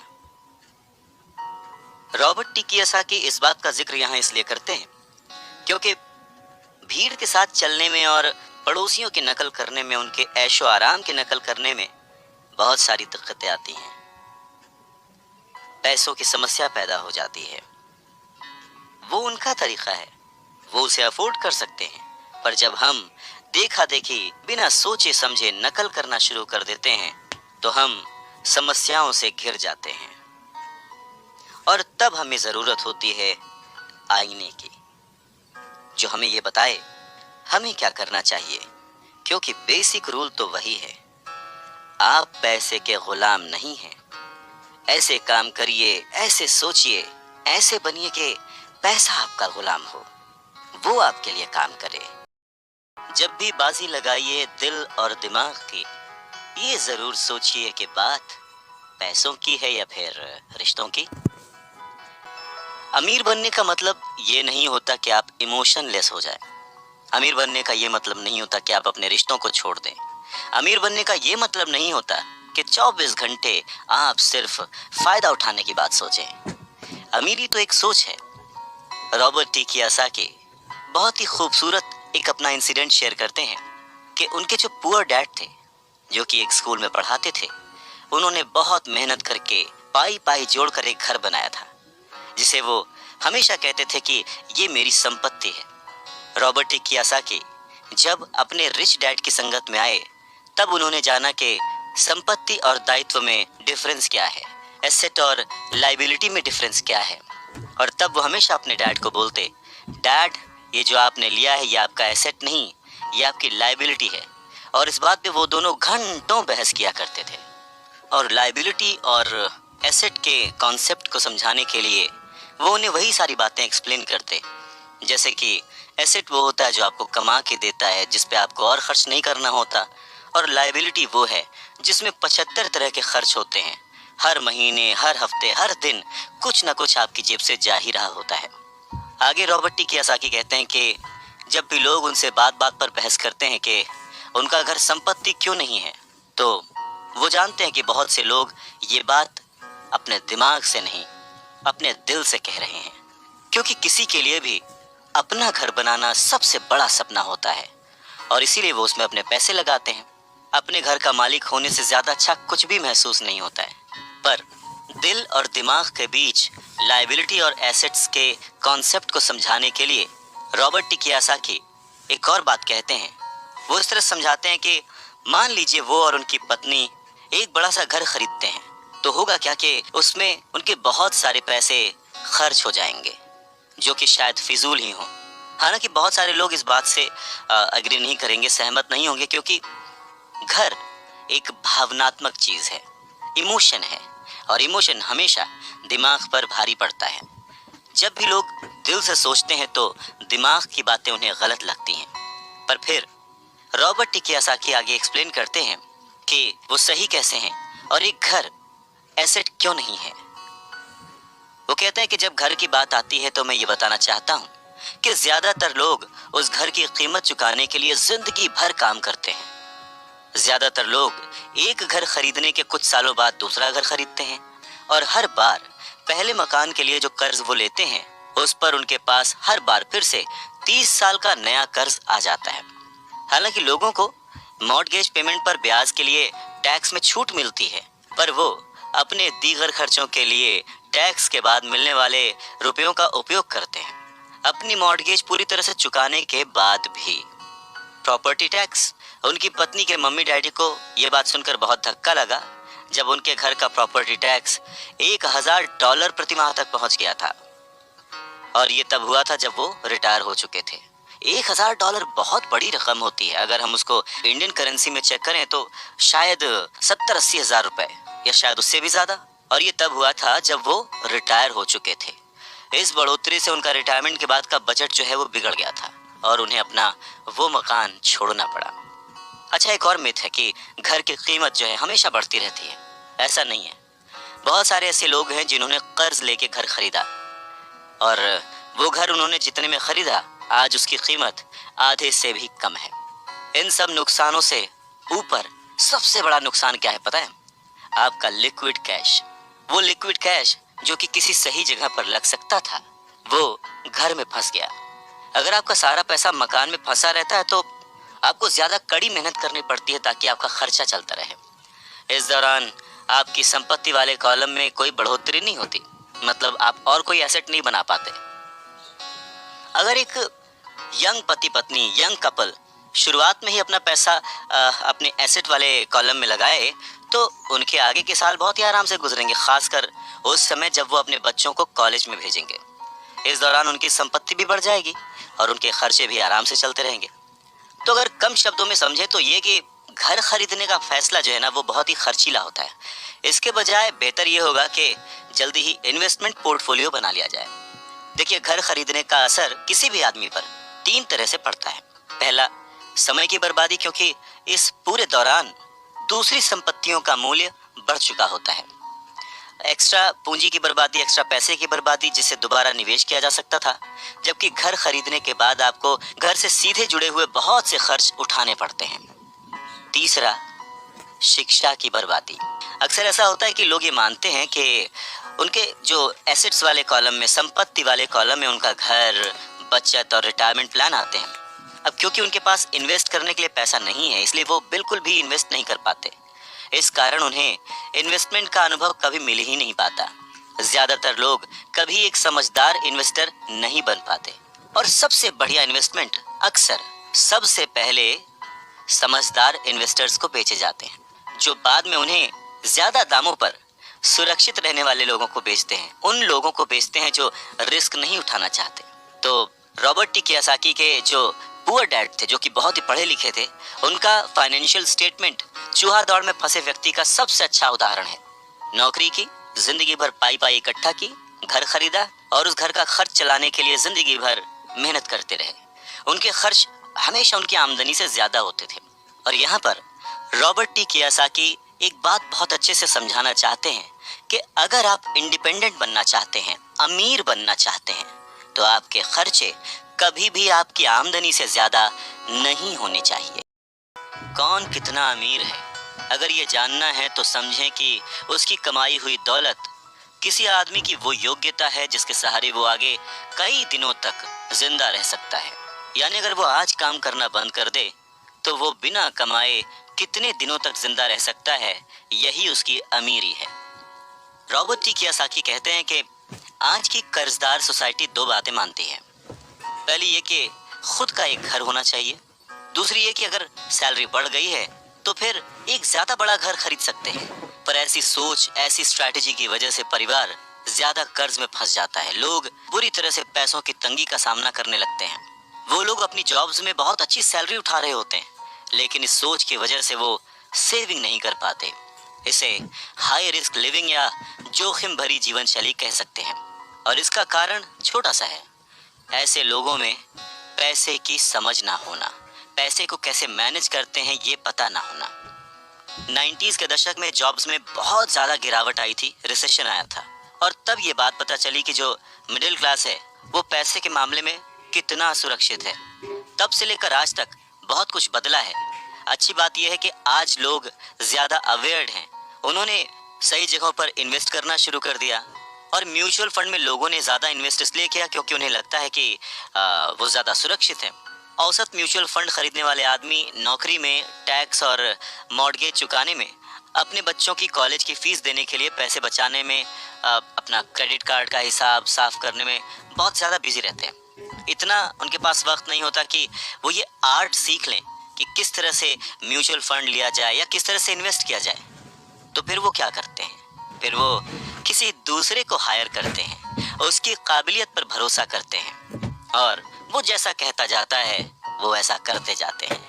क्योंकि जो पढ़ा लिखा मिडिल क्लास वर्ग है, जो कि पैसे को संभालना नहीं जानता, वो हमेशा यही सोचता है, जोखिम मत उठाओ, सुरक्षित रहो। और असली प्रॉब्लम यही है कि पैसे की समझ न होने के कारण लोग खतरों का सामना करते हैं। उनके सेफ रहने के पीछे की इच्छा, यानी हमें कुछ ना हो, उसके पीछे का असल कारण ये होता है कि उनके पास पैसे की तंगी होती है। उनकी जो बैलेंस शीट होती है उसमें खर्चे ज़्यादा होते हैं, इनकम कम होती है। या यूँ कहें कि उनकी संपत्ति वाला यानी एसेट वाला कॉलम खाली रहता है तो कोई गलत बात नहीं होगी। और जब सचमुच जिंदगी में वो once in a lifetime वाला मौका आता है ना, तो ये लोग उस मौके का फायदा नहीं उठा पाते, क्योंकि इनके पास पैसे ही नहीं होते इन्वेस्ट करने के लिए।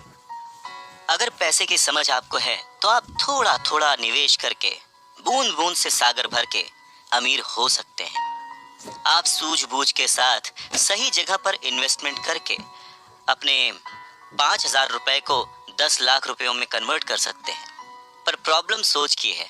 ये जो गरीब वर्ग या मिडिल क्लास जो वर्ग है, वो ऐसे इन्वेस्टमेंट्स को बहुत ही जोखिम भरा मानता है, पर वो ये नहीं जानता कि प्रॉब्लम इन्वेस्टमेंट में नहीं है, प्रॉब्लम उनकी सोच में है, उनकी नासमझी में है।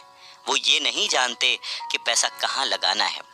वो हमेशा अपने पैसों की जिम्मेदारी दूसरों पर लाद देते हैं और उसके लिए खर्च भी करते हैं। तो अगर आप भी दूसरों की तरह सोचते हैं, घर को एक एसेट समझते हैं, इन्वेस्टमेंट करने से डरते हैं, सेफ रहना चाहते हैं, तो ये समझना ज़रूरी है कि आप किसी के लिए काम करते हैं। सैलरी पर काम करने वाले बहुत ज़्यादा लोग मालिक को या फिर अपने शेयर होल्डर्स को अमीर बना रहे होते हैं। एक्चुअली वो उनके लिए काम कर रहे होते हैं। आपकी कोशिशें, मेहनत और सफलता से दरअसल आप नहीं सफल होते, आपका मालिक सफल होता है और उसे उसके रिटायरमेंट के लिए मदद मिल रही होती है। अच्छा, दूसरा, आप सरकार के लिए काम करते हैं।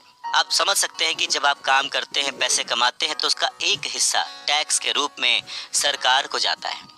तीसरा, अगर आपके पास घर है जिसे आप अपना एसेट मानते हैं, जो कि दरअसल एक लायबिलिटी है, तो आप बैंक्स के लिए काम करते हैं। क्यों? क्योंकि आपने उन घरों के ऊपर लोन ले रखा है और वो लोन चुकाने के लिए, क्रेडिट कार्ड का कर्ज चुकाने के लिए आप दिन रात मेहनत करते हैं। तो अगर आप सिर्फ ज़्यादा कड़ी मेहनत से काम करते जाएं, तो समस्या ये है कि तीनों ही मामलों में आपको और ज़्यादा मेहनत करनी पड़ेगी और फ़ायदा आपको नहीं मिलेगा, किसी और को मिलेगा। तो आपको ये सीखना पड़ेगा कि आपकी ज़्यादा मेहनत से किस तरह आपको और आपके परिवार को फ़ायदा हो।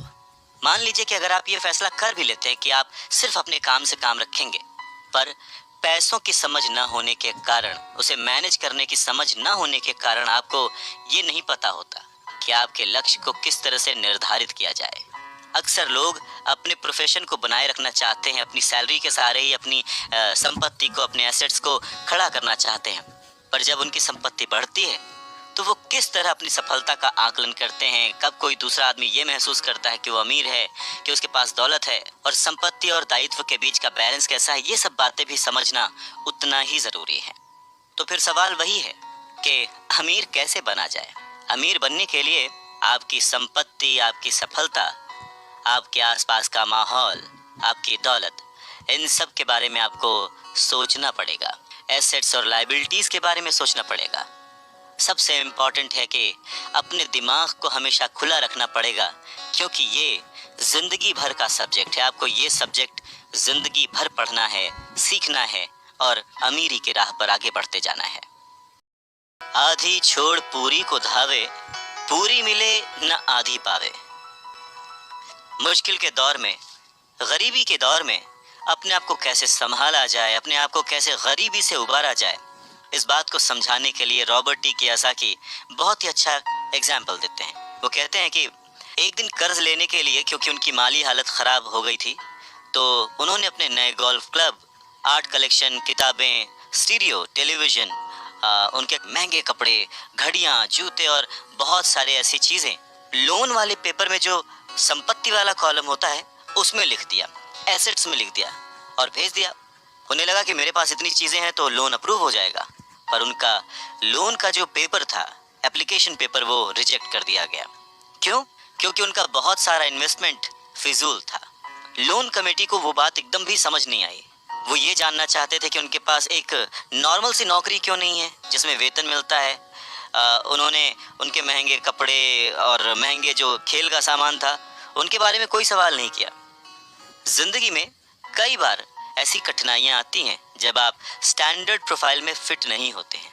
वो कहते हैं कि उन्हें बड़ा ही अचंभा होता है जब वो किसी को ये कहते हुए सुनते हैं कि उसकी नेटवर्थ करोड़ों रुपए है, लाखों रुपए है, क्योंकि नेटवर्थ के सटीक ना होने का एक खास कारण है। वो ये कि जिस पल आप अपनी संपत्तियों को, एसेट्स को बेचना शुरू करते हैं ना, उनका प्राइस, उनका रेट, उनका दाम बहुत कम हो चुका होता है। ऊपर से उन पर आपको टैक्स भी चुकाना पड़ता है और इतनी सारी चीज़ें आपको पैसे के संकट में डाल देती हैं, गरीबी में फंसा देती हैं।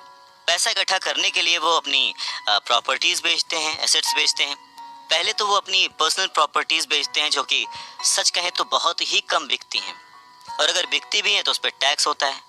तो इस तरह से एक बार फिर से सरकार फ़ायदे में से अपना हिस्सा ले लेती है, बैंक अपना हिस्सा ले लेता है, और जो काम कर रहा होता है वो कर्ज में डूब जाता है। तो सीख यही है कि इन सारी चीजों में फंसने के बजाय अपने काम से काम रखिए। जो कर रहे हैं वो करते चलिए, कुछ भी छोड़िए नहीं। पर हाँ, थोड़ी एक्स्ट्रा मेहनत करके, थोड़ी एक्स्ट्रा समझदारी से, फाइनेंशियल लिटरेसी से पैसों को यूज करने का, पैसों को इन्वेस्ट करने का हुनर सीखिए। थोड़ा थोड़ा करके एसेट्स बनाते जाइए। पर हाँ, ऐसी चीजों को खरीदने से बचिए जिनकी कीमत एक बार घर लाने पर कम हो जाती है, क्योंकि ये चीजें कभी भी एसेट्स नहीं हो सकती। गरीबी से बचने का एक दूसरा तरीका यह है कि अपने खर्च कम कर लें, अपनी रिस्पॉन्सिबिलिटीज को और घटा लें और मेहनत ज्यादा करना शुरू कर दें, जिससे इनकम ज्यादा हो। अब बहुत सारे लोगों को इस बात में कंफ्यूजन हो सकती है कि सही जगह निवेश करने का क्या मतलब है, सही इन्वेस्टमेंट क्या है। तो रॉबर्ट टी कियोसाकी कहते हैं कि ऐसा काम करें जिसमें आपकी मौजूदगी की जरूरत ना हो। स्टॉक्स, बॉन्ड खरीदें, म्यूचुअल फंड खरीदें, आमदनी देने वाले रियल एस्टेट में खर्च करें, अपने आप को ग्रूम करने में पैसे खर्च करें, एजुकेशन में जैसे कि म्यूजिक, लिखना, पेटेंट, स्पोर्ट्स और ऐसी हर चीज जो कीमती है, जिसे खरीदने के बाद आपको पैसे मिलते हैं, ना कि आपको उसमें पैसे लगाने पड़ते हैं, उस हर चीज में आप इन्वेस्ट कर सकते हैं। सबसे जरूरी बात, आप जहां भी इन्वेस्ट करते हैं हमेशा ध्यान रखें कि उस इन्वेस्टमेंट से आपको प्यार हो। जैसे कि रॉबर्ट टी कियोसाकी को इमारतों से और जमीन से प्यार था, तो उन्होंने बहुत सारा इन्वेस्टमेंट रियल एस्टेट में किया। जब पैसे खर्च ही नहीं करने हैं तो फिर कमाएं क्यों, और ऐसी अमीरी का क्या फायदा? ये सवाल हम सभी के मन में आ सकता है। इस बात पर रॉबर्ट टी कियोसाकी कहते हैं कि ये सिर्फ सोच का अंतर है। जो अमीर आदमी होता है वो भी ये चीजें खरीदता है, वो विलासिता की चीजें खरीदता है, लेकिन सबसे बाद में पहले वो ये देखता है कि क्या करने से उसे फायदा हो सकता है और किस चीज की उसे सबसे ज्यादा जरूरत है। वही उल्टा जो मिडिल क्लास आदमी है या गरीब आदमी है, वो थोड़ा सा पैसा आने पर भी सबसे पहले वो अपने शौक पूरे करता है। घर, हीरे, ज्वेलरी, गाड़ियां, कुछ भी खरीद लेता है। अमीर आदमियों के पास भी ये सब होता है, पर फर्क सिर्फ इतना है कि वो उधार के दलदल में नहीं फंसते। वो लोग जिनके पास पीढ़ियों से पैसा है, जो लंबे समय से अमीर हैं, वो अपनी अर्निंग वाले कॉलम को सबसे पहले बनाते हैं, उसे सिक्योर करते हैं। उसके बाद उनके एसेट्स वाले कॉलम से जो आमदनी होती है, जो इनकम होती है, उससे वो अपनी लग्जूरियस लाइफ जीते हैं, एंजॉय करते हैं। गरीब और मिडिल क्लास आदमी अपनी खून पसीने की कमाई और बच्चों की विरासत की कीमत पर ये चीजें खरीदता है, लोन लेता है। सच्ची लग्जरी असली संपत्ति में निवेश करने और उसे विकसित करने का प्रोत्साहन देती है, उसे बढ़ावा देती है। रॉबर्ट टी कियोसाकी इस बात को एक एग्जाम्पल से समझाते हैं कि जब उनकी वाइफ और उनके पास उनके अपार्टमेंट से अतिरिक्त पैसा आने लगा, रेंट या कुछ भी, तब वो बाजार गए और उन्होंने अपने लिए एक महंगी गाड़ी खरीदी।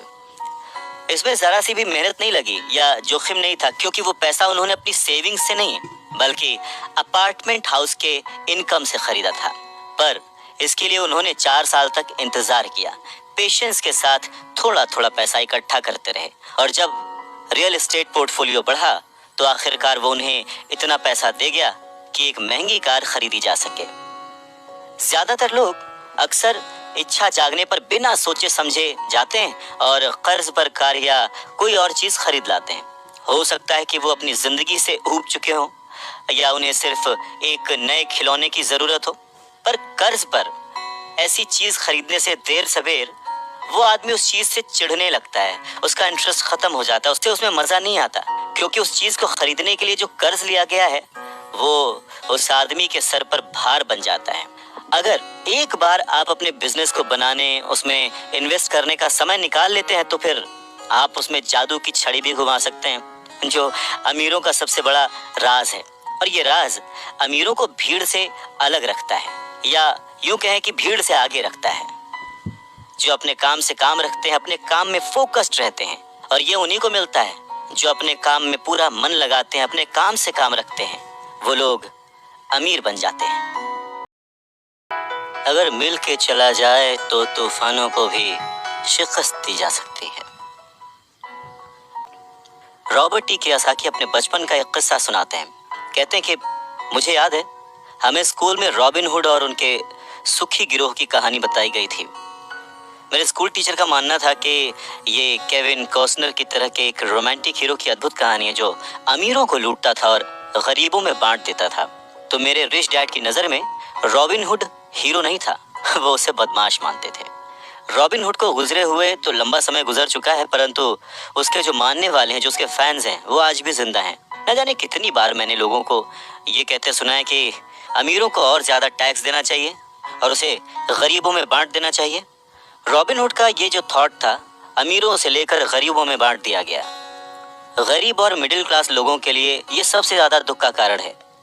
इसी रॉबिन हुड आदर्श के कारण मिडिल क्लास पर टैक्स का इतना भारी बोझ लदा हुआ है।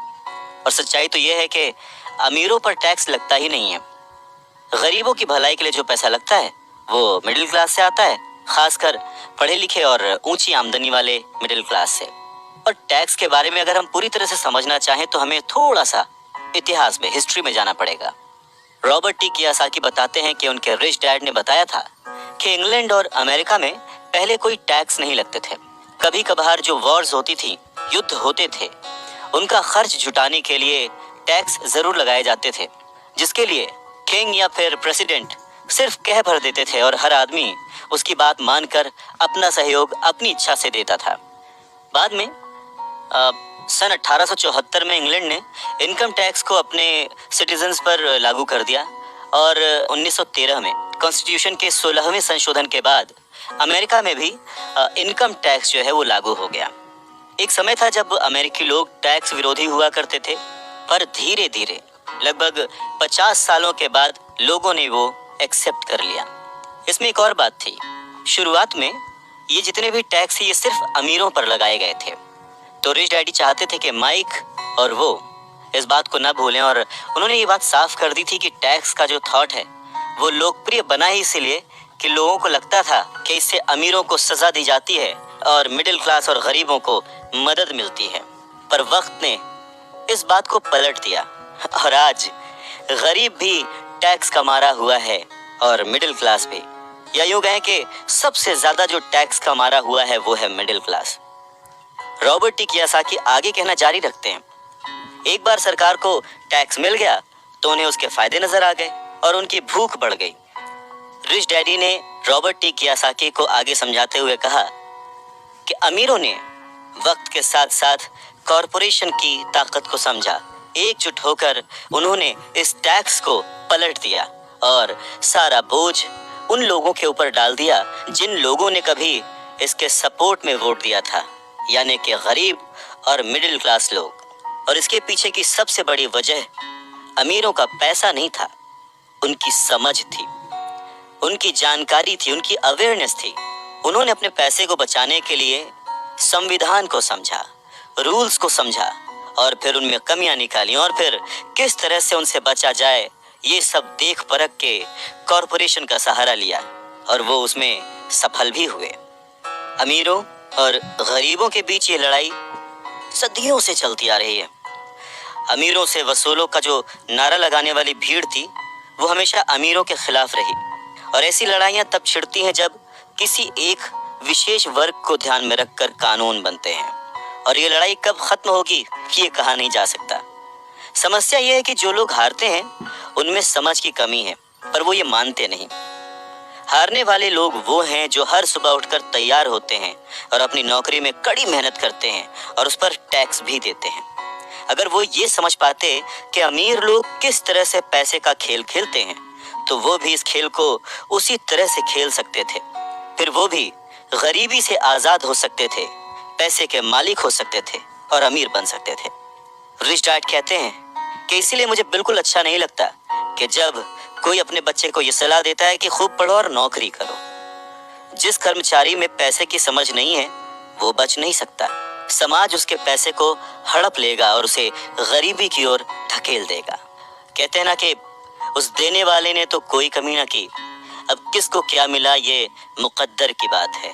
और ये जो मुकद्दर है ये हम अपनी सोच से, अपनी नॉलेज से, अपनी अवेयरनेस से बदल सकते हैं।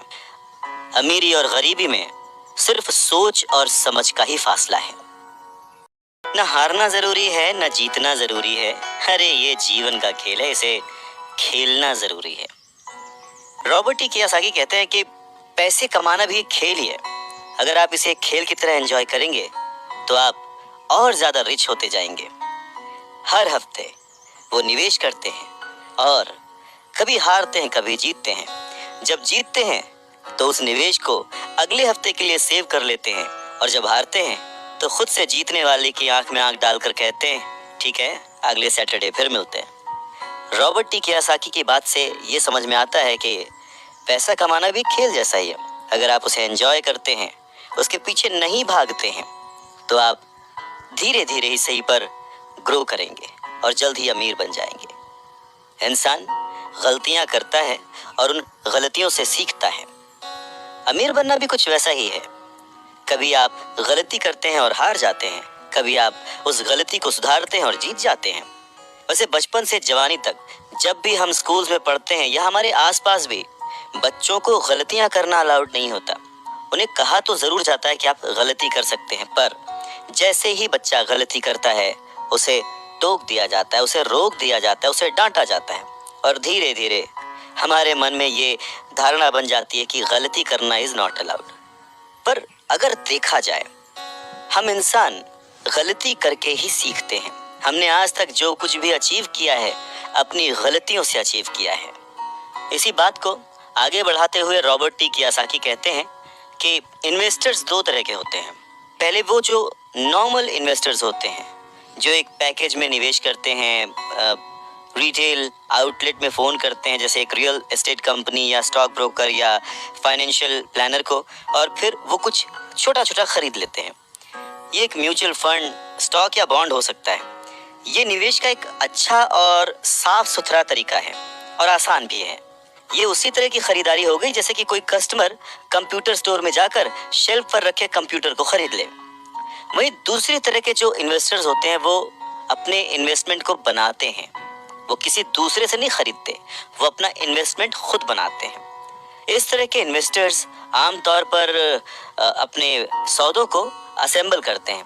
जिस तरह कंप्यूटर इंजीनियर कंप्यूटर के पुर्जों को असेंबल करते हैं, वो अलग अलग जगहों से सस्ते पार्ट्स लाते हैं और उन पार्ट्स से एक पूरा कंप्यूटर असेंबल करते हैं जो कि उन्हें बहुत सस्ता पड़ता है, और फिर वो उसे महंगे दामों में बेच देते हैं। ठीक उसी तरह से जो दूसरा निवेशक है वो आर्थिक अवसरों के पुर्जों को अच्छी तरह से ऑब्जर्व करता है। ठीक इसी तरह से जो दूसरा इन्वेस्टर है वो समय को पहचानता है और मौके की नजाकत को देखते हुए, अपने कमर्शियल फायदे को देखते हुए चीजों को इस्तेमाल करता है।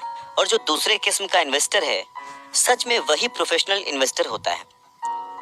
अमीर बनने की राह में, रिच बनने की राह में ये जानना बहुत जरूरी है कि किस समय पर क्या एक्शन लिया जाए जिससे आपकी किस्मत बदल जाए और आपको नुकसान भी ना हो। अगर आप दूसरे किस्म के इन्वेस्टर बनना चाहते हैं तो आपको खास तौर से इन 3 क्वालिटीज को अपने अंदर इम्प्रूव करना होगा, क्योंकि फाइनेंशियल इंटेलिजेंस के अलावा इन क्वालिटीज की भी जरूरत होती है। पहला, किस तरह ऐसे मौके को खोजें जो दूसरों को दिखाई नहीं देता। दूसरे लोग अपनी आंखों से उस मौके को नहीं देख पाते, पर आप अपने दिमाग से और अपने एक्सपीरियंस से उन मौकों को देख सकते हैं। एग्जाम्पल के लिए रॉबर्ट टी कियोसाकी के एक दोस्त ने एक पुराना घर खरीदा जो देखने में बुरा था। हर एक को हैरत थी कि उसने इसे खरीद क्यों लिया, पर दूसरे जो नहीं देख पाए थे वो उनके दोस्त ने देख लिया था, और वो था घर के साथ 4 खाली जमीन के टुकड़े। घर खरीदने के बाद उसने उसे तोड़ा और उन 5 प्लॉट्स को मिलाकर बिल्डर को बेच दिया। इस सारे डील में उसे जो उसने पैसा लगाया था वो तो मिला ही, उसके ऊपर से 3 गुना रकम और मिली। उसने सिर्फ 2 महीने के काम में लाखों रुपए कमा लिए, जो कि उनके लिए बहुत ज्यादा नहीं थी, पर फिर भी देखा जाए कि उन 2 महीनों की मेहनत में अगर वो जॉब में होता तो कितना कमाता वर्सेस उसने इस डील से जो कमाया। दूसरा पॉइंट, पैसा किस तरह से इकट्ठा किया जाए। औसत आदमी बैंक जाता है, पर इस दूसरे किस्म के इन्वेस्टर को ये पता होना चाहिए कि पैसा किस तरह जुटाया जाए और बिना बैंक जाए, बिना लोन लिए किस तरह से पैसा इकट्ठा किया जाए। रॉबर्ट टी कियोसाकी कहते हैं कि उन्होंने भी ये सीखा कि बिना बैंक की मदद लिए घर कैसे खरीदे जा सकते हैं। घर खरीदना बहुत इंपॉर्टेंट नहीं है, पर पैसा इकट्ठा करना बहुत इंपॉर्टेंट है और बहुत ही रेयर आर्ट है। अक्सर वो लोगों को ये कहते सुनते हैं कि बैंक मुझे लोन नहीं दे रहा या मेरे पास इसे खरीदने के लिए पैसे ही नहीं है। अगर आप दूसरे किस्म के इन्वेस्टर बनना चाहते हैं तो आपको ये सीखने की ज़रूरत है, क्योंकि ज़्यादातर लोग सिर्फ इसीलिए सौदे नहीं कर पाते क्योंकि उनके पास पैसा ही नहीं होता। तो अगर आप इस प्रॉब्लम को पार कर सकते हैं तो आप सच्चे इन्वेस्टर हो सकते हैं और बहुत प्रॉफिट कमा सकते हैं। तीसरा पॉइंट, किस तरह से स्मार्ट लोगों को इकट्ठा किया जाए। ऐसे लोग बहुत समझदार होते हैं जो या तो अपने से ज्यादा समझदार लोगों के साथ काम करते हैं या फिर उन्हें अपने साथ काम पर रख लेते हैं। जब भी आपको सलाह की जरूरत होगी ना, तो यही समझदार लोग आपके सलाहकार का काम करेंगे। तो सीखने के लिए बहुत कुछ है, पर हाँ, अगर आपने मन लगाकर सीखा तो आपको उसके फायदे भी बहुत मिलेंगे। पर हाँ, अगर आपके अंदर इतनी इच्छा नहीं है, आप इतना टाइम नहीं दे सकते, आप उतने अमीर नहीं बनना चाहते, तो फिर आपको पहले किस्म का ही इन्वेस्टर बने रहना चाहिए। आप तो जानते हैं वही आपकी सबसे बड़ी पूंजी है। आप जो नहीं जानते वही आपका सबसे बड़ा जोखिम है। जोखिम तो हमेशा रहता है, इसीलिए इससे बचने के बजाय इसे मैनेज करना सीखें, तभी आप तरक्की कर पाएंगे और अमीर बन पाएंगे। जब जिंदगी आपको नींबू थमाए तो जल्दी से शरबत बना लो और पी लो। अवसर पहचानना किसी भी इन्वेस्टर की सबसे बड़ी क्वालिटी होती है। फाइनेंशियल बुद्धि का मतलब है ज्यादा विकल्प होना। अगर अवसर आपके सामने आ ही नहीं रहे हैं तो फिर आप अपनी गरीबी को सुधारने के लिए और क्या कर सकते हैं। अगर कोई अवसर आपकी झोली में आकर गिर जाए पर आपके पास पैसा ही नहीं है और आप उसमें इन्वेस्ट ही नहीं कर सकते, ऊपर से बैंक वाले आपको उधार नहीं दे रहे, आप पैसे का कहीं से इंतजाम नहीं कर पा रहे, तो फिर उस मौके का आप फायदा कैसे उठा सकते हैं। मान लीजिए अगर आपका अनुमान जो है वो गलत हो जाए और अगर आप जिसकी उम्मीद करते हैं वो नहीं हो, तो फिर आप क्या करेंगे। कैसे एक छोटी सी चीज को लाखों में बेचेंगे। अगर ये करना आपको आता है तो इसे ही कहते हैं फाइनेंशियल बुद्धि, यानी फाइनेंशियल इंटेलिजेंस। ज्यादा मतलब नहीं इस बात से। एग्जाम्पल लेते हैं कि एक नींबू है और उसको लाखों में बेचना है, तो लाखों में बदलने के लिए कितने अलग अलग तरह से आप उसको यूज कर सकते हैं। इसका मतलब है कि आप अपनी पैसे की समस्याओं को सुलझाने में कितने क्रिएटिव हैं। ज्यादातर लोग केवल एक समाधान जानते हैं, नींबू निचोड़ो और शरबत बना के पी लो, यानी कि कड़ी मेहनत करो, बचत करो और उधार लो। तो आपको अपनी फाइनेंशियल बुद्धि क्यों बढ़ानी चाहिए। रॉबर्ट टी कियोसाकी कहते हैं, क्योंकि आप उस तरह के इंसान होना चाहते हैं जो अपनी किस्मत खुद लिखता हो। आप जो हो रहा है उसे होने देते हैं और उसे बेहतर में बदलने की ताकत रखते हैं। ऐसे बहुत कम लोग ये बात समझ पाते हैं कि किस्मत भी हम ही लिखते हैं। जिस तरह की पैसा बनाया जाता है, अगर आप ज्यादा किस्मत वाले होना चाहते हैं और ज्यादा पैसा बनाना चाहते हैं तो बहुत कड़ी मेहनत करने के अलावा आपको अपनी फाइनेंशियल बुद्धि को भी तैयार करना होगा, सीखना होगा। अगर आप इस तरह के आदमी हैं जो सही चीज होने का इंतजार करता है, तो शायद आपको बहुत लंबे समय तक इंतजार करना पड़ सकता है। ये तो बस उसी तरह की बात हो गई कि आप गैरेज से गाड़ी निकालने के पहले ये डिसाइड करना चाहते हैं कि भाई अगले 5 मील तक सभी स्ट्रीट लाइट्स ठीक रहेंगी, बर्फ नहीं गिरेगी, एक्सीडेंट नहीं होगा, वगैरह वगैरह। ये चीजें आपके कंट्रोल में नहीं है। आपके कंट्रोल में है सिर्फ गाड़ी चलाना। ठीक उसी तरह से आपके कंट्रोल में है अपने प्लान्स बनाना, अपनी समझ और सूझबूझ का इस्तेमाल करते हुए। जिस काम से आप एक महान इंसान बन सकते हैं, एक अमीर इंसान बन सकते हैं, क्या वो काम आप चंद पैसों के लिए करेंगे? नहीं ना। सीखने के लिए काम करें, पैसों के लिए नहीं। रॉबर्ट टी कियोसाकी एक घटना का जिक्र करते हैं। कहते हैं कि 1995 में मैंने सिंगापुर के एक अखबार में इंटरव्यू दिया। युवा महिला रिपोर्टर बहुत ही टाइम पे आ गई और इंटरव्यू शुरू हो गया। हम एक बहुत ही बड़े से होटल की लॉबी में कॉफी पी रहे थे और मेरा जो सिंगापुर जाने का रीजन था उसके बारे में डिस्कशन कर रहे थे। तभी उस रिपोर्टर ने मुझसे कहा, एक दिन मैं भी आपकी तरह एक बेस्ट सेलिंग लेखक बनना चाहती हूँ। मैंने उसके कई राइटअप्स और लेख पढ़े थे और उनसे प्रभावित भी था। वो बहुत अच्छा लिखती थी, बहुत ही साफ। तो मैंने उसे कहा, बिल्कुल आप कर सकती हैं, क्योंकि आप जो लिखती हैं वो बहुत ही बढ़िया है। वैसे कौन सी चीज़ है जो आपको आपके सपनों को पाने से रोक रही है? उसने कहा कि मेरा काम जो है वो कभी कहीं जाता है, कभी कहीं जाता है। हर आदमी कहता है कि मेरे उपन्यास बहुत बढ़िया हैं, पर एक्चुअली होता कुछ नहीं है। इसलिए मैं अखबार में काम कर रही हूँ, कम से कम इससे मेरा खर्च तो चल ही जाता है। अब आपके पास कोई सुझाव है क्या इस बारे में? मैंने कहा, हाँ बिल्कुल है। सिंगापुर में मेरा एक दोस्त है, वो एक स्कूल चलाता है जहाँ लोगों को बाइंग सेलिंग रिलेटेड ट्रेनिंग दी जाती है। वो सिंगापुर में कई बहुत ही बड़े बड़े कॉरपोरेशंस के लिए सेल्स ट्रेनिंग कोर्स चलाता है, और मैं समझता हूँ कि उसके कोर्स में शामिल होने से आपका करियर बहुत ज़्यादा आगे चला जाएगा। ये बात सुनने के बाद वो थोड़ा सा रूखी हो गई। वो कहने लगी कि मतलब आप ये कहना चाहते हैं कि मुझे ये सब सीखने के लिए स्कूल जाना पड़ेगा? तो मैंने हाँ कह के सिर हिलाया, और फिर उसे इस बात पर विश्वास ही नहीं हुआ कि मैं सचमुच उसे स्कूल जाने के लिए कह रहा हूँ। मैंने उसे कहा कि इसमें गलत ही क्या है, पर तब मुझे रियलाइज हुआ कि मुझे अपने शब्द वापस ले लेने चाहिए।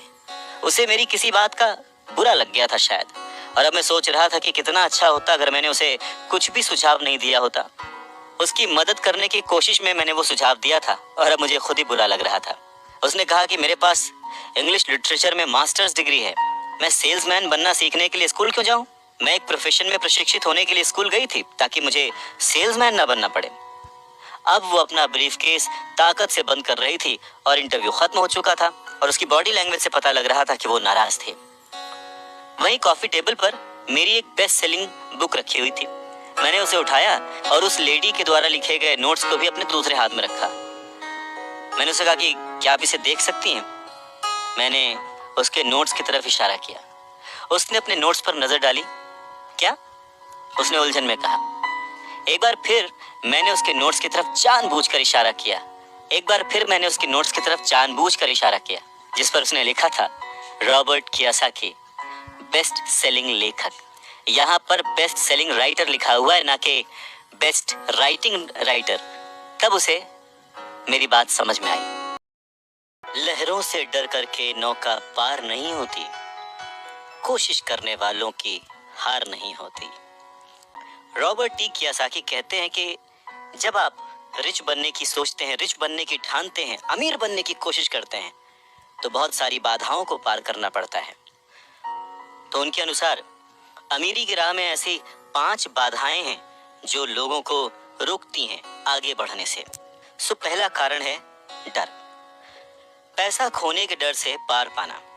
रॉबर्ट टी कियोसाकी कहते हैं कि वो अपनी जिंदगी में ऐसे न जाने कितने अमीर लोगों से मिले हैं जिन्हें पैसे का नुकसान हुआ है, पर वो फिर भी अमीर हैं।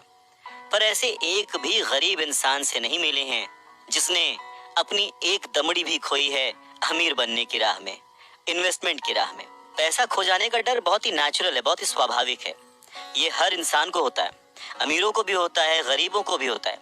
पर प्रॉब्लम डर नहीं है, प्रॉब्लम है कि आप इस डर का सामना किस तरह से करते हैं। पैसा खोने के बाद की स्थिति से, उसकी सिचुएशन से किस तरह से बाहर आते हैं, आप अपनी असफलताओं को किस तरह से ट्रीट करते हैं, ये आपकी लाइफ में बहुत इंपॉर्टेंट है। ये आपकी लाइफ में केवल पैसे के बारे में नहीं है, बल्कि हर चीज के बारे में है। एक अमीर आदमी और एक गरीब आदमी के बीच का जो अंतर होता है वो बस यही होता है कि अमीर आदमी अपने डर से किस तरह से जीतता है और गरीब आदमी अपने डर से किस तरह से हार जाता है। लोगों के पैसा खोने का डर ठीक वैसा ही है जैसे कि मोटरसाइकिल से गिरने पर चोट लगने का डर। उस चोट लगने के डर से ज्यादा एक्साइटमेंट आपको उस बाइक को चलाने का होता है, और उसी एक्साइटमेंट में, उसी खुशी में आप बाइक चलाना सीख लेते हैं। ठीक वैसे ही पैसे के खोने के डर से ज्यादा उसे अर्न करने की खुशी अगर आपको हो, तो आप धीरे धीरे प्लान्ड वे में एसेट्स पर ध्यान देंगे, उन्हें खरीदेंगे और एक वक्त पर अमीर बन जाएंगे। मैं अकेला ही चला था जानिबे मंजिल, मगर लोग यूं जुड़ते गए और कारवां बनता गया। रॉबर्ट टी कियोसाकी कहते हैं कि पैसा मेरे लिए काम करे और मैं पैसे के लिए काम ना करूं। मेरा ये पहला सबक दरअसल ताकत के बारे में है। अगर आप पैसे के लिए काम करते हैं तो आप ताकत को अपने बॉस के हाथ में दे देते हैं, या आप जिसके लिए काम कर रहे होते हैं आप अपनी आज़ादी उसके हाथ में दे देते हैं। अगर आपका पैसा आपके लिए काम करता है तो आप अपने पैसे के, अपने काम के, अपनी जिंदगी के खुद मालिक होते हैं। एक बार हमें हमारे लिए काम करने वाले पैसे की ताकत का ज्ञान हो जाए, फिर हमें पैसे के लिहाज से स्मार्ट हो जाना चाहिए, और हमें डराने वाले लोगों से निपटने के लिए रास्ते ढूंढ लेने चाहिए। पर ऐसा करने के लिए आपको कानून की समझ होनी चाहिए, अपने आसपास की समझ होनी चाहिए, मार्केट में क्या चल रहा है इस बात की समझ होनी चाहिए, और सिस्टम कैसे काम करता है इसकी भी समझ होनी चाहिए। अगर आप अवेयर नहीं हैं, मतलब नॉलेजेबल नहीं हैं, अज्ञानी हैं, आप केयरलेस हैं, अपनी चीज़ों को समझना नहीं चाहते, तो आपको बड़ी आसानी से डराया और हराया जा सकता है। अगर आप जानते हैं कि आप क्या बात कर रहे हैं और मुसीबत कैसी है और उसे कैसे सॉल्व किया जाए, तो आपको आसानी से डराया नहीं जा सकता। रॉबर्ट कियोसाकी के रिच डैडी हमेशा उन्हें ये कहा करते थे कि स्मार्ट बनो, ताकि तुम्हें कोई भी कहीं से भी आके धक्का ना दे जाए। और उन्होंने अपनी जिंदगी में बस इसी उसूल को अपनाया था। वो कानून जानते थे क्योंकि वो कानून का आदर करते थे। वो कानून जानते थे क्योंकि कानून न जानना बहुत महंगा साबित हो सकता था। अगर आप जानते हैं कि आप सही हैं, तो आप किसी से भी उलझने से नहीं डरेंगे। आप किसी के भी सामने अपनी बात रखने से नहीं डरेंगे, चाहे आपका मुकाबला विश्व के सबसे ताकतवर आदमी से ही क्यों ना हो। तो रॉबर्ट टी कियोसाकी के जो पुअर डैड थे, वो हमेशा उन्हें मोटिवेट करते थे कि वो कुछ भी करके एक अच्छी सी नौकरी कर लें, कॉरपोरेशन में किसी ऊंचे पद पर चले जाएं। और यही बात जब रॉबर्ट टी कियोसाकी ने अपने रिच डैड से शेयर की, तो वो हंसे और उन्होंने कहा कि उस कॉरपोरेट लैडर पर चढ़ने की बजाय क्यों ना उसका मालिक ही बन जाया जाए। बचपन में रॉबर्ट टी कियोसाकी को यह समझ नहीं आया था कि कॉरपोरेशन के मालिक होने से रिच डैड का क्या मतलब था। पर मुद्दे की बात यह है कि अगर रॉबर्ट टी कियोसाकी के रिच डैड नहीं होते, तो वो अपने पुअर डैड की बात मानकर किसी जगह नौकरी कर रहे होते। उनके रिच डैड ने बार बार याद दिलाया कि भीड़ के साथ चलने की जरूरत नहीं है। अपनी सोच रखो, अपनी समझ रखो और फिर अपनी जिंदगी की दिशा खुद तय करो। रॉबर्ट टी कियोसाकी अपनी कहानी कहते हैं कि जब तक मैं 25 साल का हुआ, तब तक मेरे रिच डैड की सलाह मुझे समझ नहीं आती थी। उन्होंने कुछ दिन पहले ही मरीन कॉर्प्स छोड़ी थी और जेरोक्स कंपनी के लिए काम कर रहे थे। वहाँ उन्हें बहुत पैसा मिल रहा था, पर बार बार अपनी तनख्वाह को चेक करते थे और हमेशा निराश होते थे। टैक्स इतना ज्यादा कटता था कि उन्हें और ज्यादा काम करना पड़ता था अपनी जरूरतों को पूरा करने के लिए। धीरे धीरे वो सफल होने लगे, सक्सेसफुल होने लगे। तो उनके जो बॉसेस थे, उन्होंने उनको प्रमोशन दी और सैलरी बढ़ा दी। उन्हें ये बात सुनकर बहुत अच्छा लगा और जैसे ही उन्होंने अपनी ये बात अपने रिच डैड से शेयर की, तो उन्होंने कहा, अच्छा, तो तुम्हारे बॉस अमीर बन रहे हैं, तुम्हारी कंपनी अमीर बन रही है, तुम किसके लिए काम कर रहे हो, तुम किसे अमीर बना रहे हो। तो बस 1974 में जेरोक्स के कर्मचारी के रूप में ही उन्होंने अपना पहला कॉरपोरेशन बनाया और अपने काम से काम रखना शुरू कर दिया। पहले से ही उन्होंने संपत्ति वाले कॉलम में कुछ चीजें लिख रखी थी और खरीद रखी थी, पर अब उन्होंने ये ठान लिया था कि उन्हें और ज्यादा बढ़ाना है, उन्हें अपने एसेट्स और बढ़ाने हैं और अपनी लायबिलिटीज को और कम करना है।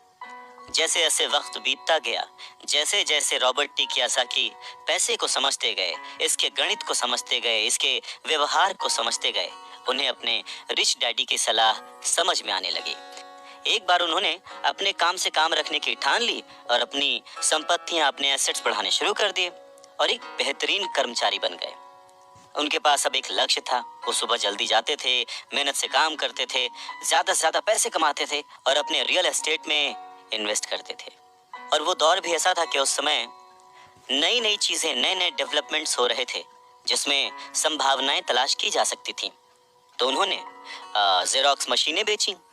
जितनी ज्यादा वो मशीनें बेचते, उन्हें उतना ही ज्यादा फायदा होता, लेकिन वो फायदा उनकी जेब में नहीं जाता, वो फायदा जाता कंपनी को, और रॉबर्ट टी कियोसाकी की जेब से कटता था टैक्स। ये बहुत ही मोटिवेशनल था। इस सिचुएशन में लोग हताश हो जाते हैं, पर रॉबर्ट टी कियोसाकी ने इसको पॉजिटिवली लिया और वो इस नौकरी के जाल से बाहर निकल आए। वो ये समझ गए थे कि उन्हें किस तरह से बाहर आना है, पर जल्दबाजी में उन्होंने नौकरी नहीं छोड़ी। धीरे धीरे सिर्फ 3 साल के समय में ही उन्होंने जेरोक्स कंपनी की तुलना में अपने छोटे से कॉरपोरेशन कंपनी से ज्यादा कमाना शुरू कर दिया था। और उनका कॉरपोरेशन रियल एस्टेट में इन्वेस्ट करने वाली कंपनी थी और वो पैसा जो कि वो अपने एसेट्स से कमा रहे थे, वो उन्हीं के लिए दोबारा काम कर रहा था। अब उन्हें फोटोकॉपियर बेचने के लिए दरवाजे दरवाजे जाने की जरूरत नहीं थी। अपने रिच डैडी की सलाह से उन्हें बहुत फायदा हुआ। जल्दी ही उनकी प्रॉपर्टीज से आने वाले कैश फ्लो में इतना ज्यादा बढ़ोतरी हो गई कि उनकी कंपनी ने उनके लिए पहली कार खरीद के दी। उनकी पुरानी कंपनी जेरोक्स के लोगों को लगा कि वो अपना कमीशन बेच रहे हैं परंतु ऐसा था नहीं। उन्होंने अपने कमीशन को अपने एसेट्स में कन्वर्ट कर रखा था। रॉबर्ट टी कियोसाकी कहते हैं कि उनका एक एक रुपया उनके एक एक एम्प्लॉय जैसा उनके लिए काम कर रहा था। क्यों? क्योंकि उन्होंने सही जगह पर इन्वेस्ट किया था। अपने रिच डैड से सीखे गए सबक के कारण वो इस चूहा दौड़ के मिथक से बाहर आ गए थे और कम उम्र में ही एक एम्प्लॉयर बन गए थे। स्कूल्स में पढ़ाया जाता है कैसे एम्प्लॉय बने, पर अपने रिच डैड की बात मानकर वो एक एम्प्लॉयर बने। और ये सब पॉसिबल हुआ पैसे को सही जगह पर इन्वेस्ट करने की समझ से, पैसे को मैनेज करने की समझ से, फाइनेंशियल लिटरेसी से। बहुत सारी मुश्किलें आई पर अपनी सूझबूझ से और अपनी अवेयरनेस से, अपने नॉलेज से रॉबर्ट टी कियोसाकी उन मुश्किलों से आगे बढ़ते गए और लोग उनको फॉलो करने लगे। वो जब भी फाइनेंशियल सेमिनार्स में दूसरों को सिखाने को जाते, उनको अपनी बात बताते, तो वो हमेशा कहते कि फाइनेंशियल आईक्यू स्पेशलाइजेशन के 4 बड़े फील्ड से आने वाले ज्ञान का मिक्सचर है, नॉलेज का मिक्सचर है। सो वो 4 फील्ड्स कौन कौन सी हैं? पहला है अकाउंटिंग। रॉबर्ट टी कियोसाकी कहते हैं कि जिसे मैं फाइनेंशियल साक्षरता कहता हूँ, एम्पायर खड़ा करना चाहते हैं, साम्राज्य बनाना चाहते हैं, तो ये सबसे इम्पोर्टेंट है। आप जितने ज़्यादा पैसे के लिए जिम्मेदार होंगे, उतना ही ज़्यादा आपको बारीकी से नॉलेज होने की ज़रूरत है, नहीं तो आपका जो साम्राज्य है, आपका जो एम्पायर है, वो ताश के पत्तों की तरह ढह जाएगा। इस योग्यता, इस क्वालिटी की वजह से आप किसी भी बिजनेस की जो कमजोरियां हैं, वीक पॉइंट्स हैं, और उसकी जो प्लस पॉइंट्स हैं, उन्हें पहचान सकते हैं। दूसरा फील्ड है जो इम्पोर्टेंट है, वो है इन्वेस्टमेंट, जिसे वो पैसे से पैसे बनाने का विज्ञान कहते हैं। इसमें तकनीकें, रणनीतियां, स्ट्रैटेजीज, फॉर्मूले, इन सब की जरूरत होती है। तीसरा है बाजार की समझ, मार्केट की समझ, डिमांड एंड सप्लाई का साइंस। बाजार के तकनीकी पहलुओं को जानने की जरूरत है जो कि भावनाओं द्वारा संचालित होते हैं। जी हाँ, मैक्सिमम जनता इमोशनल होकर चीजें करती है और उसका फायदा उन लोगों को होता है जो कि दिमाग से सोचते हैं, खास करके पैसे के बारे में। चाहे वो गाड़ी खरीदना हो, घर खरीदना हो, या कोई भी सुख सुविधाएं हो, ये सारी चीजें इमोशन से होती हैं और फायदा हमेशा दूसरे व्यक्ति को होता है जो इन्हें बेच रहा होता है। और चौथी फील्ड है कानून, लॉ। उदाहरण के तौर पर अकाउंटिंग, इन्वेस्टमेंट और बाजारों की तकनीकी दक्षताओं के सहारे कॉरपोरेशन की जो क्षमता थी वो बहुत बढ़ गई थी। कोई भी आदमी जिसे कॉरपोरेशन के द्वारा दिए जाने वाले टैक्स के फायदों और सुरक्षा का ज्ञान हो, वो बहुत तेजी से तरक्की कर सकता है और अमीर बन सकता है। पर वैसा करना जो कि किसी नौकरीशुदा कर्मचारी के लिए पॉसिबल नहीं है। उन दोनों में उतना ही डिफरेंस होगा जितना कि एक पैदल चलने वाले इंसान में और एक उड़कर जाने वाले में होता है। ये अंतर बहुत ज्यादा है। तो कुल मिलाकर ये कहा जा सकता है कि अपने रिच डैड की गाइडेंस को फॉलो करते हुए रॉबर्ट टी कियोसाकी एक सक्सेसफुल इंसान बने, जिन्हें दुनिया फॉलो करती है और जिनकी लिखी बातें पढ़कर और जिनकी बातें सुनकर लोग आज भी मोटिवेट होते हैं।